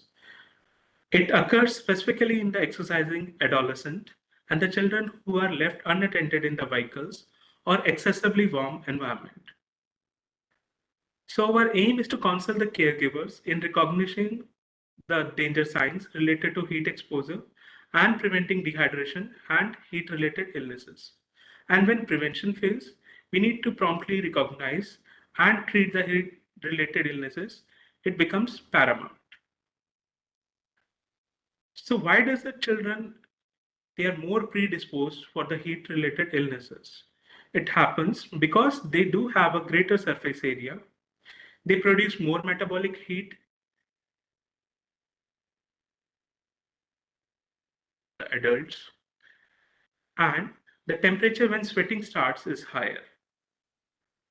Their cardiac output at a given metabolic rate is also lower, and their rate of acclimatization is slow. The children, their thirst response is blunted as compared with that of the adult, and hypohydration affects children more than that of the adults. So heat-related illnesses, these are the common definition and terminologies which has been already been covered by Sir in his previous lecture. It's a spectrum of disease which varies from that of the heat rash, excessive irritability, dehydration, heat edema, cramps, syncope, tetany, exhaustion, and the heat stroke. And the spectrum is also similar in that of the pediatric age group as it is there in the adult age group. Let me just quickly cover up these things, how they do present. First is the heat rash or the prickly heat. Here we can see these are the erythematous papular vascular rash. They occur typically because of the obstruction of the sweat glands. And it is chiefly seen in the infants, that means a child who is less than 1 year of the age, during the period of the high heat and in a humid environment. The rash is typically pruritic and is benign and is self-limiting. So it is a generalized rash which is seen all over the body, it's typically pruritic, as compared to a rash of a contact dermatitis, which will be just seen on a particular area. So this rash, the treatment, it remains supportive. The parent should be advised that the child should wear the light clothes and the loose garments, and they should avoid overheating the child. Next is the heat edema. Heat edema is typically seen in the elderly patient, but it may happen in the children. And it specifically happens in those children who are unacclimatized, and it occurs as a result of vasodilation and venous pooling. Unacclimatized individuals means, suppose there is a camp or something is going on in Delhi, okay, and the children are coming from Himachal or a belt of Uttarakhand, which is a relatively a colder area. And when they come over here, they start exerting, then they tend to develop that sort of a heat edema. Its treatment is supportive. We just need to elevate the limbs. We need to advise the children compression stockings, and we need to move to a cooler environment. Next is the heat cramps. Heat cramps, these are the involuntary contractions of the skeletal muscles, which occurs during or after exercise. Exercise-associated muscle cramps is a more accurate term, and it occurs in dehydration, deconditioning, and again poorly acclimatized athletes. The treatment is chiefly supportive. We just need to ask the child to take rest, go in a cold environment, stay hydrated, drink a lot of water, and just do static stretching. Next is a heat syncopal. It's an orthostatic event that causes brief loss of consciousness. It is typically seen in the assembly, the morning assembly, as many of us may recall from our school days.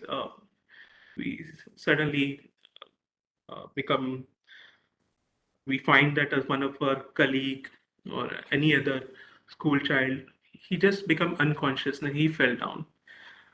And it occurs chiefly in the individuals who are standing for a prolonged period or changing position rapidly in a warm environment. When we check their body temperature, it is normal. The treatment is that we should bring the individual to a cooler environment and they should remain supine until lightheadedness has resolved and vital signs have normalized. So these are the things which can be managed in the school level or in the community setting, just with the simple things. Next is a heat tetany. Heat tetany, as sir has told, it basically happens because of the heat stress, which may cause hyperventilation. It may result in the respiratory alkalosis. When we check, there's a positive chopstick and Trocher sign. There may be a laryngospasm and spontaneous carpopedal spasm. The child may complain of circumoral paresthesias. The treatment, it remains almost same. We need to move the patient to a cooler environment. Occasionally, additional measures needs to be given, like partial rebreather oxygen mask with flow set below 5 liters per minute. And if there is excessive shaking of the body, then benzodiazepines like midazolam or lorazepam, it may be given. Some studies, they say there may be a role of calcium. It may be considered. Now coming to the more ominous things, which are the heat exhaustion and the heat stroke. So the basic difference, we know that in the heat exhaustion, the temperature becomes less than 40 degrees centigrades. However, in heat stroke, it remains higher than the 40 degrees centigrades. How do we clinically assess the child's mental status? It may remain normal in heat exhaustion. However, in heat stroke, the mental status is abnormal. The airway and breathing, it may be compromised in heat stroke.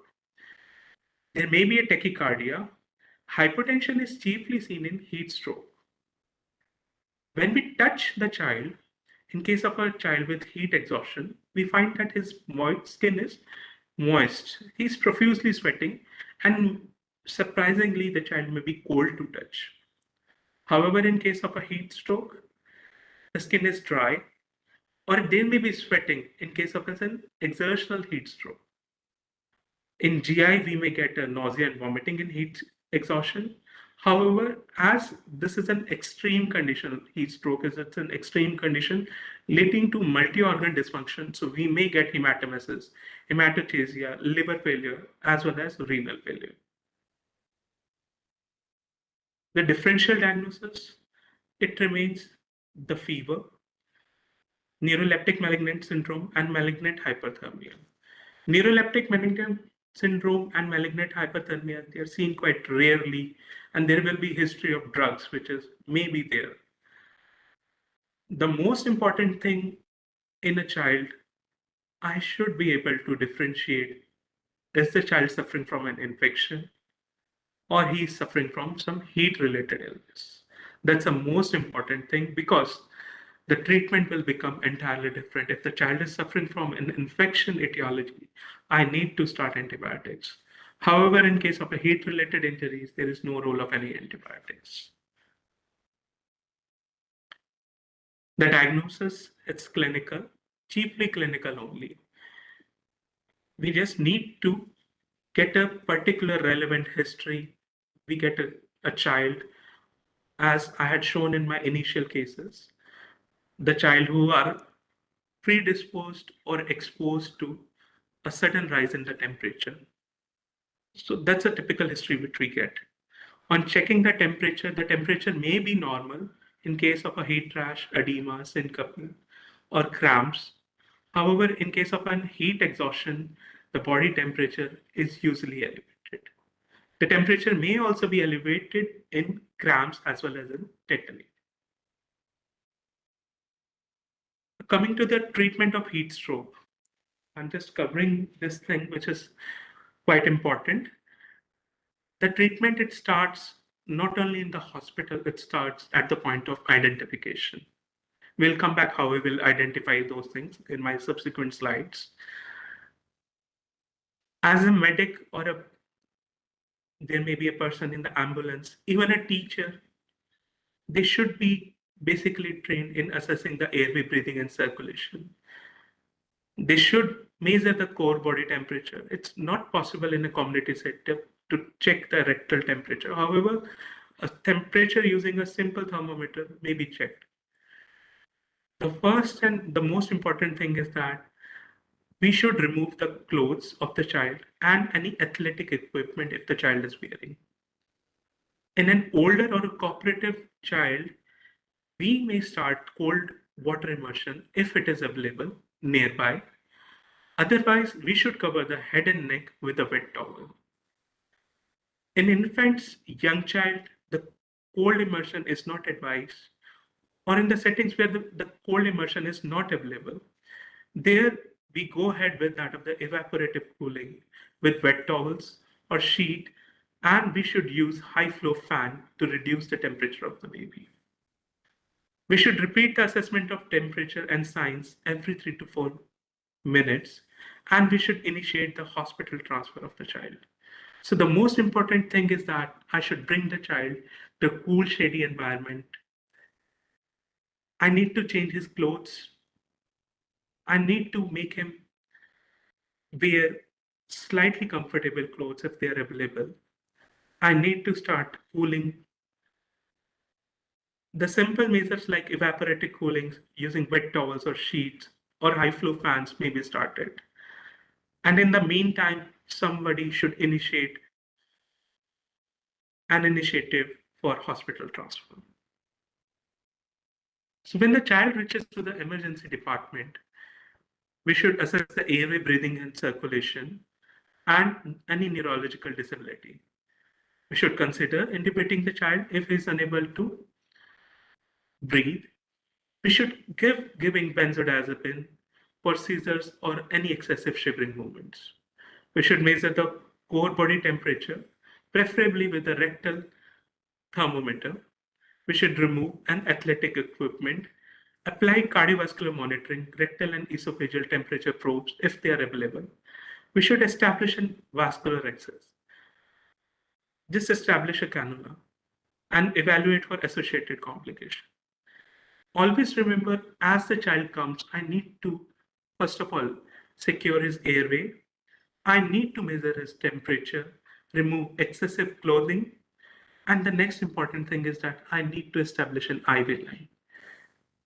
Please keep a glucometer handy whenever we expect such cases, because it's quite often seen in heat-related illnesses, the child do have hypoglycemia.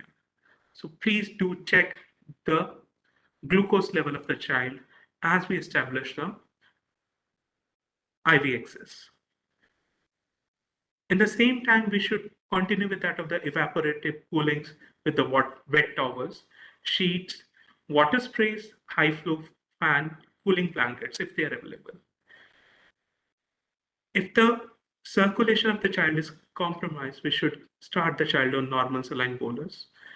And we should repeatedly assess the temperature of the child and vitals every 3 to 5 minutes. The most important thing is that we should be doing the cooling, but we should be cautious also where I need to stop. And the stopping temperature is less than 38.9. or the temperature is 102 degree Fahrenheit. This is because after this, the body temperature will fall very rapidly and the child may go into hypothermia. I should be doing the expected management of the end organ damage if the child is at an AKI. I need to give him restricted fluid in those cases. If his liver functions are deranged and the child is bleeding, I may need to consider giving FFP or plasma as per the protocol. So I'm just taken this clinical workflow, which is there in our national guidelines. So we have to do the primary triaging, and we need to confirm the heat stroke, assess the airway breathing and circulation, IV cannula needs to be established, consider intubation, consider benzodiazepine. If the shock is there, give a normal saline bolus at the 20 ml per kg and reassess. Repeat the bolus. If necessary, we can go up to 60 ml per kg. While giving bolus, always ensure that the child is not going. Continue the normal maintenance fluid once the circulatory volume of the child is established. If the child is not in shock, then assess the status of the dehydration and correct and start normal maintenance fluid in that condition. This is just the summary. What we should institute active cooling measures. We should remove all the clothing while protecting patient's dignity. Cover with thin wet sheets and spray cool water.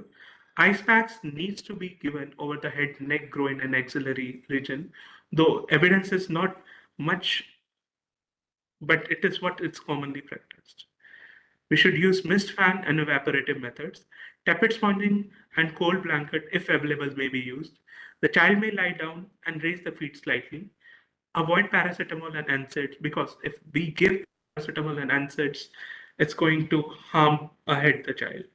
We should consider gastric lavage with cold saline in the older children. Besides that, the close monitoring should be done. The temperature needs to be monitored every 30 minutes, and we should not overcorrect less than 38 degrees centigrade. Normal vital signs, heart rate, blood pressure, SpO2, ECG, and GCS should be monitored. We should look for complication of treatment. If the seizure is there, we need to give child the benzodiazepine. Even the shivering can be prevented. We should look for signs of coagulopathy. ABG may be done. CT brain may be done to overlook complication or to rule out any intracranial pathology. And the child should be managed and referred to an PICU unit. And we should definitely inform and communicate with the next of kin regarding the patient condition and prognosis. This is the most important thing, what's going on with their kid. This is the first aid instruction on the heat exhaustion and heat stroke in the child. What are the symptoms of the heat exhaustion which a child may present? The child may say, these are things which should be taught to the teachers. Even they should be taught to the every family member of any child who is going to the school or going for any outdoor activities. Teachers, specifically the PT teachers and the teachers who are involved in doing the physical education, they should be taught about these symptoms. The symptoms of the heat exhaustions are increase in the thirst, weakness and the extreme tiredness, fainting, muscle cramps, nausea, vomiting, irritability, headache, increased sweating, cool clammy spins, body temperature rising less than 40.5 degree. And the symptoms of the heat strokes, they are the severe headache, weakness, dizziness, fast breathing, difficulty to wake up, any seizures, or the body temperature which is more than 40.5 degree. If the child has any of these symptoms, we should call for the ambulance and take the child to the nearest hospital. It's just the summary, but it's just a repetition of the same thing. We should bring the child indoors, remove the excessive clothes, have the child lie down, increase the airflow, spray the normal tap water or do tepid sponging. If the child is alert and give him frequent sips of cool, clear fluid. If the child is vomiting, turn into their side to prevent choking. And if the child is unconscious, do not give them anything to drink or eat. The prevention is the cure. We should look for the weather warning issued by the IMD. Nowadays, these warnings are quite easily available. Tweets, Facebook, and all other medias, the warnings are usually displayed. We should teach kids to always drink plenty of liquids before and during any physical activity in hot, sunny weather, even if they are not thirsty. We should make sure child wear light-colored, loose clothes in the warm weather. We should remind child to look for shady areas and rest often while outside. We should avoid activities during the peak summer hours, that is 12 noon to 3 p.m. We should not let child participate in heavy activity outdoors during the hottest hour of the day, and teach child to come indoors immediately whenever they feel overheated. Infants, specifically for them, I would say this line: look before you lock. Never leave a child alone, not accompanied, inside a parked closed vehicle. Please look before you lock, because that infant won't be able to say anything to you. And by the moment we go back, he may not be in a salvageable condition. I just want to quickly go through the guidelines for the children going through the sports activity during the summer seasons. First of all, the child should be screened. These are the guidelines which are meant for the kids who are involved in active sports, and they need to continue their activity even during their summer weather. So all the athletes, they need to be screened by the coaches to identify any other health condition or medication which may predispose them to heat-related illness. Any child who is having recurrent history of fever or GI illness should not be permitted to participate. If you get a history like the child is having vomiting or diarrhea, please do not give him a clearance that he can participate in an athletic event. Next important thing is acclimatization. Acclimatization is changing zone for sports activity from cooler area to the warmer area. The athletes should acclimatize to warm weather and increase activity over 1 to 2 weeks. The physical activity in the hot weather should be increased slowly, and exercise seasons, they need to be shortened and made easier when it is hot. If the child needs to wear athletic gear and grab, then they should wear light colored garments, which are usually light colored and the loose fitted. The uniform and the practice gear should be made from an open weave and sweat wicking material to facilitate evaporative heat loss. The sweat saturated garment should be removed promptly, and the amount of athletic equipment should be worn in incremental steps. The athletes, they need to be adequately hydrated before, during, and after the physical exertion. And when the weather is extremely hot, practice should be scheduled for morning and evening hours. And contingency plans should be placed to reschedule practice or games if heat or humidity is expected to be severe. What preparation needs to be done? The medical equipments and resources for rapid cooling, they should be available at all the athletic events. And an emergency action plan should be placed where any athlete develop signs or symptoms of heat exhaustion or heat stroke. It should not be like that. We are not knowing anything when a child is suddenly crashing at an athletic event. The plans should be previously made. This is just summary how to prevent heat-related illness, because in my opinion, prevention is the cure. There should be preparedness in the schools, and the parents and the teachers should be aware, and the children, they should be self-educated about the heat-related illnesses. The school administration, they should provide portable water availability, which should be easily accessible. There should be clean water coolers. The child can go anytime and drink the water whenever they are feeling thirsty. The architecture of the class, it should be such that there are no overcrowding. We have often seen the classrooms, they are jam-packed with very poor ventilation. So these things, they should be avoided. There should be ceiling fans, coolers, and even ACs.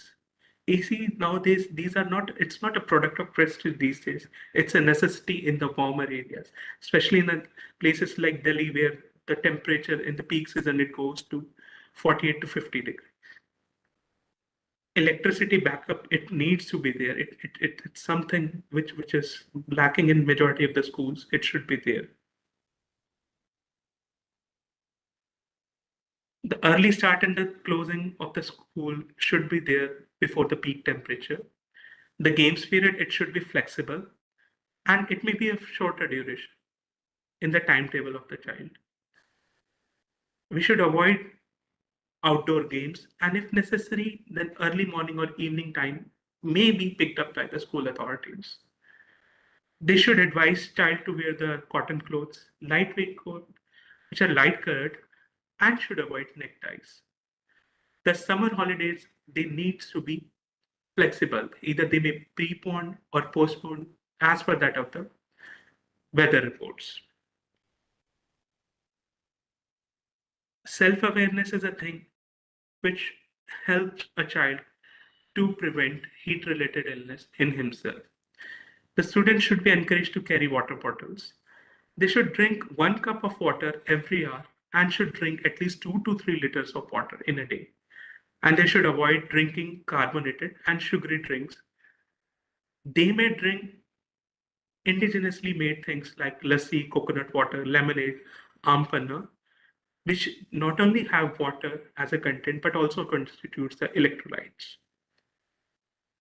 The child should be asked to observe the color of the urine.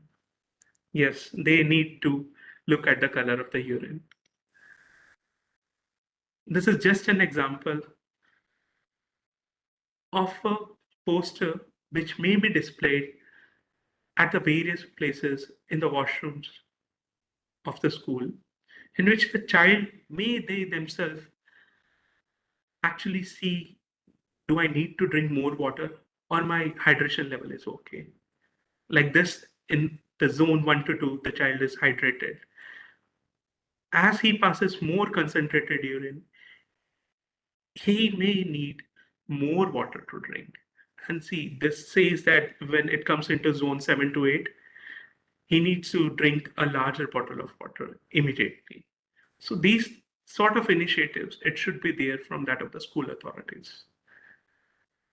The parents and the teachers, they should know about the signs of the dehydration and they should seek medical advice as any one of these signs are reported in any of their children. The society links of society guidelines, these links, they are available freely on that of the online. I will share these thing in the chat box right now after my presentation. In the United States, they are having their own CPG's clinical practice guidelines, and so are the UK's guidelines, which are easily available over the internet. So just summarize, the incidence of heat-related illness is increasing, and we need to increase awareness of caregivers and patients in preventing efforts.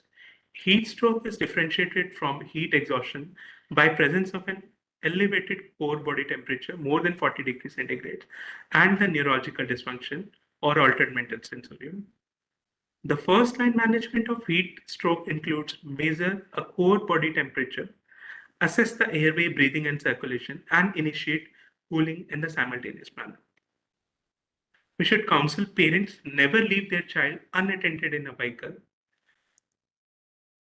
And we need to make aware and coaches and the athletic trainers with the signs and symptoms of heat strokes and preventive measures. So thank you. That's all from my side. Yeah. Over to you, ma'am. Thank you very much, Dr. Ankit, for the presentation on pediatric population. Uh, I believe most of the things in adult and pediatric management of HRI look similar. Would you like to highlight any specific point that is very separate and drastically different from adult management?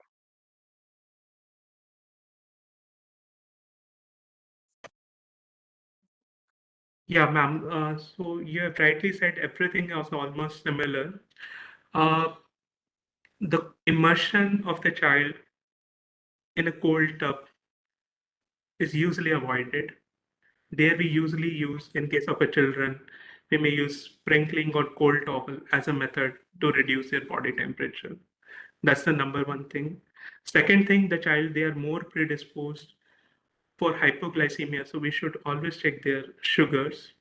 Another thing is that heat-related illnesses in extreme may be a differential of an infective pathology in the child. So we should be considered about ruling out any infection in the child as we are treating. Other things, the presentation and the management, it remains more or less the same. Yeah. Yes. Thank you very much, sir. I don't see any question, and in interest of time, I will just move to next presentation on surveillance.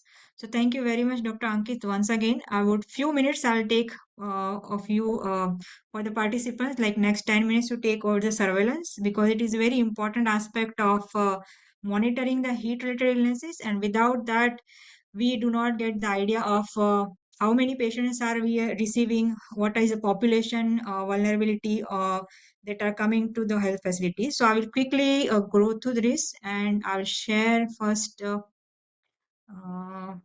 the surveillance system so people can see. If I hope all of you know that we have changed our surveillance portal from aggregate data collection to patient-based data collection. So I'm showing you here the IHIP portal, and currently I'm showing you on the learning portal. You can also go to the learning portal for trial and training. Besides this, I have a long presentation and video that is posted in the chat. It is available on the YouTube. People who are joining the YouTube should get all the material and resources from the state and district health offices. We have shared all the material with them. So people on YouTube are requested to contact their DNOs and SNOs if they have no access to any resource materials. So with that, I will move forward here and show you how data is collected on daily basis from IHIP portal. So first you see the case summary, that is aggregate data for emergency medicine, emergency pediatric and casualty division.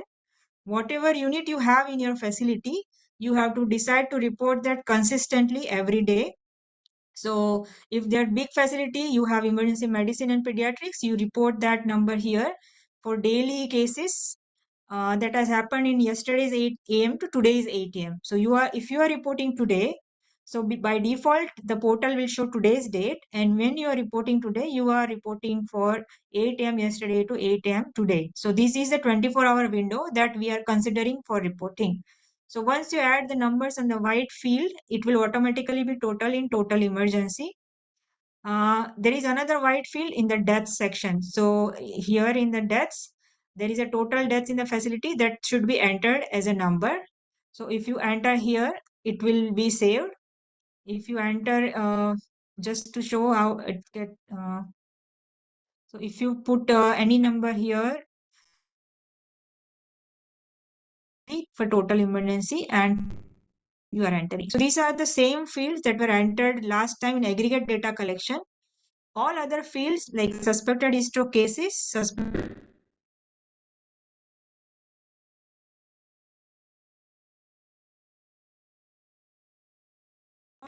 cardiovascular death will come from the line. This information added, you save the case summary by clicking here and it will turn green. And then you enter a new patient. The patient, how you enter, I will show you that in a quick form. So form is largely a three-part form. The first is a demographic information, where you enter all the data of a patient's age, gender, residence, and other things like in the IDSP. Similarly, there are three questions which are different in our portal. That is, does the patient have following socio-economic card? It is BPL, Antyodaya, Annapurna, and other. What was the last occupation of the patient? So we have identified different occupation groupings already, like construction worker or emergency responder, homeless, student, unemployed, etc. So it can be selected. And just before the onset of symptom, what was patient doing? So patient was outdoor. but not exerting, outdoors exerting, near heat source, indoors not exerting, and in mass gathering. So these are some of the categories of exposure that we have tried to record in these 3 questions, and these are mandatory questions. Then you go to clinical diagnosis. We are capturing heat stroke suspected and cardiovascular confirmed. So if I click heat stroke suspected, the data is required for symptom onset. So you can select the onset of symptom date, patient's visit, whether it was OPD or IPD, date and time of the visit, you can select. Now you are reporting today. If patient is admitted today, you can select admitted, whether it has improved from rehydration, and are there any comorbidities. So these are the sections for that, and then you save the data, and the patient will be saved as it is. If the patient died, died is selected. Like if you are reporting today and patient died during the last 24 hour of qualified time, you mention it died, and then you have to enter whether his death is confirmed or not, whether patient was found conscious or not. So this category will take care of broad death situation also. So you can enter these patients directly as suspected heat stroke, then select died and select other questions related to death, and you can put so if you select here yes, found unconscious, that then it will ask where the patient found unconscious, like home, road, facility, or other things, location where patient found unconscious, and date of time and death. So I hope you get the gist that we are collecting this death information. For confirmation, you can present any of this. Clinical case sheet is acceptable as clinical confirmation of death. Postmortem, if it is done, 3-member committee report, if it is done, and death investigation done, that is a verbal autopsy form. So as a health sector, we are accepting clinical confirmation of heat stroke death. And if it is confirmed, you select here yes, and then you enter a relevant checklist here, and then you can upload the information and save the data. So that is how you can enter. If the person is admitted today, but later on he comes, he recovers, you have to come back and enter him as a recovered or referred or died. So this is how the line list will look like.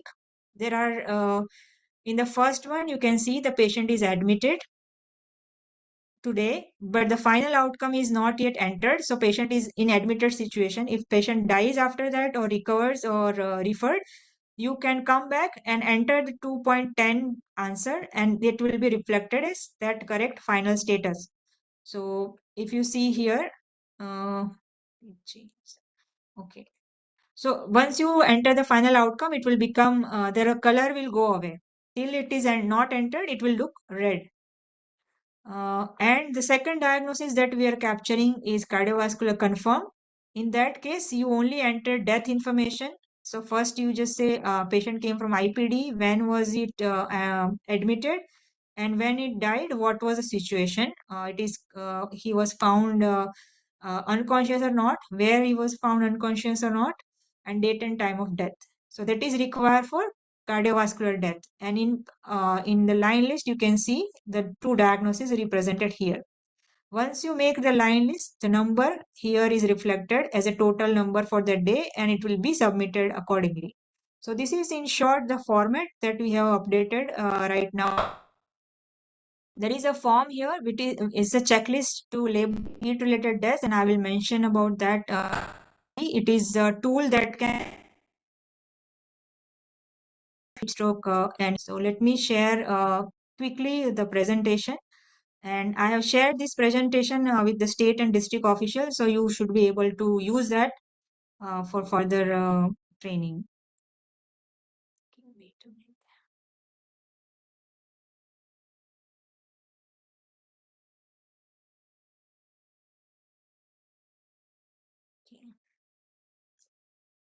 Okay, so purpose of the surveillance is to get real near-time understanding of illnesses and mortality in your region and plan and prepare accordingly your health facility and responses. So this is why we are doing surveillance. So we know what is the casualty and morbidity happening. You can utilize this action plan. There are formats in that. So basically what we are collecting in summary is direct health impact in terms of suspected stroke cases, suspected stroke death, and confirmed stroke death. and in health impact in terms of emergency attendance in medicine, pediatric or casualty, and total deaths in the facility, divided as cardiovascular death, suspected history of death, and other including unknown and broad. And there is a video of training. Please go through it for more details. When we capture these numbers, we are using proportions. So suspected heat stroke case is the largest largest group of patients. Suspected heat stroke death is some part of it, and confirmed heat stroke death is a small part of it. So all the numbers are reflected like that. So once a person is a case, and if he dies, it will be also reflected in death. So both places it will be reflected. So you need to understand that one is the proportion of the other. In case of broad death, they will be directly added to suspected heat stroke death category. So when you see your dashboard numbers and report, the numbers will be visible like this and counted like this. For definition of suspected heat stroke case is altered mental status with core body temperature of more than equal to 40. If the core body temperature not available, then vitals, deranged vitals are can be used without sign of stroke, history of infection, and sign of medical overdose. So this is the definition for reporting.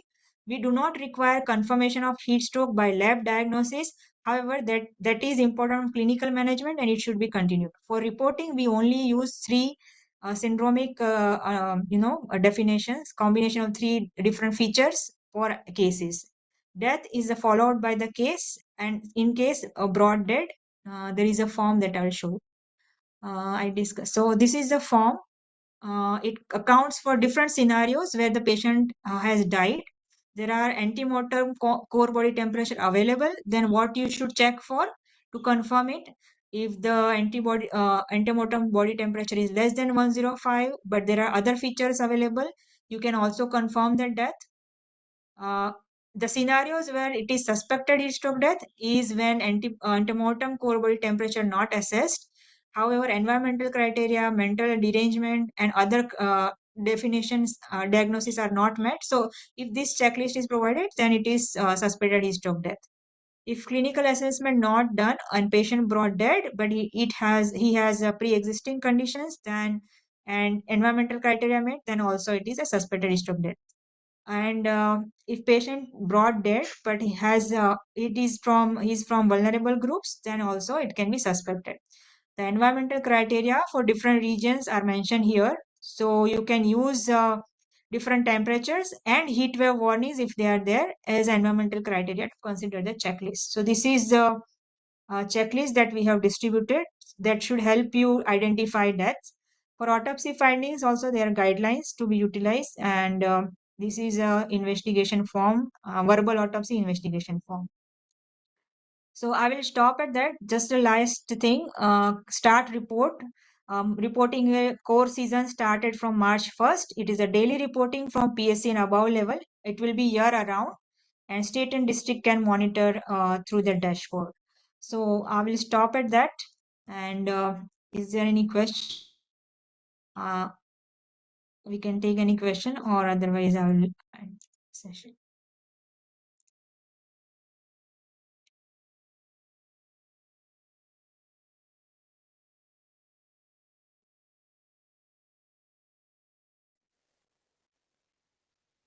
Is there any question?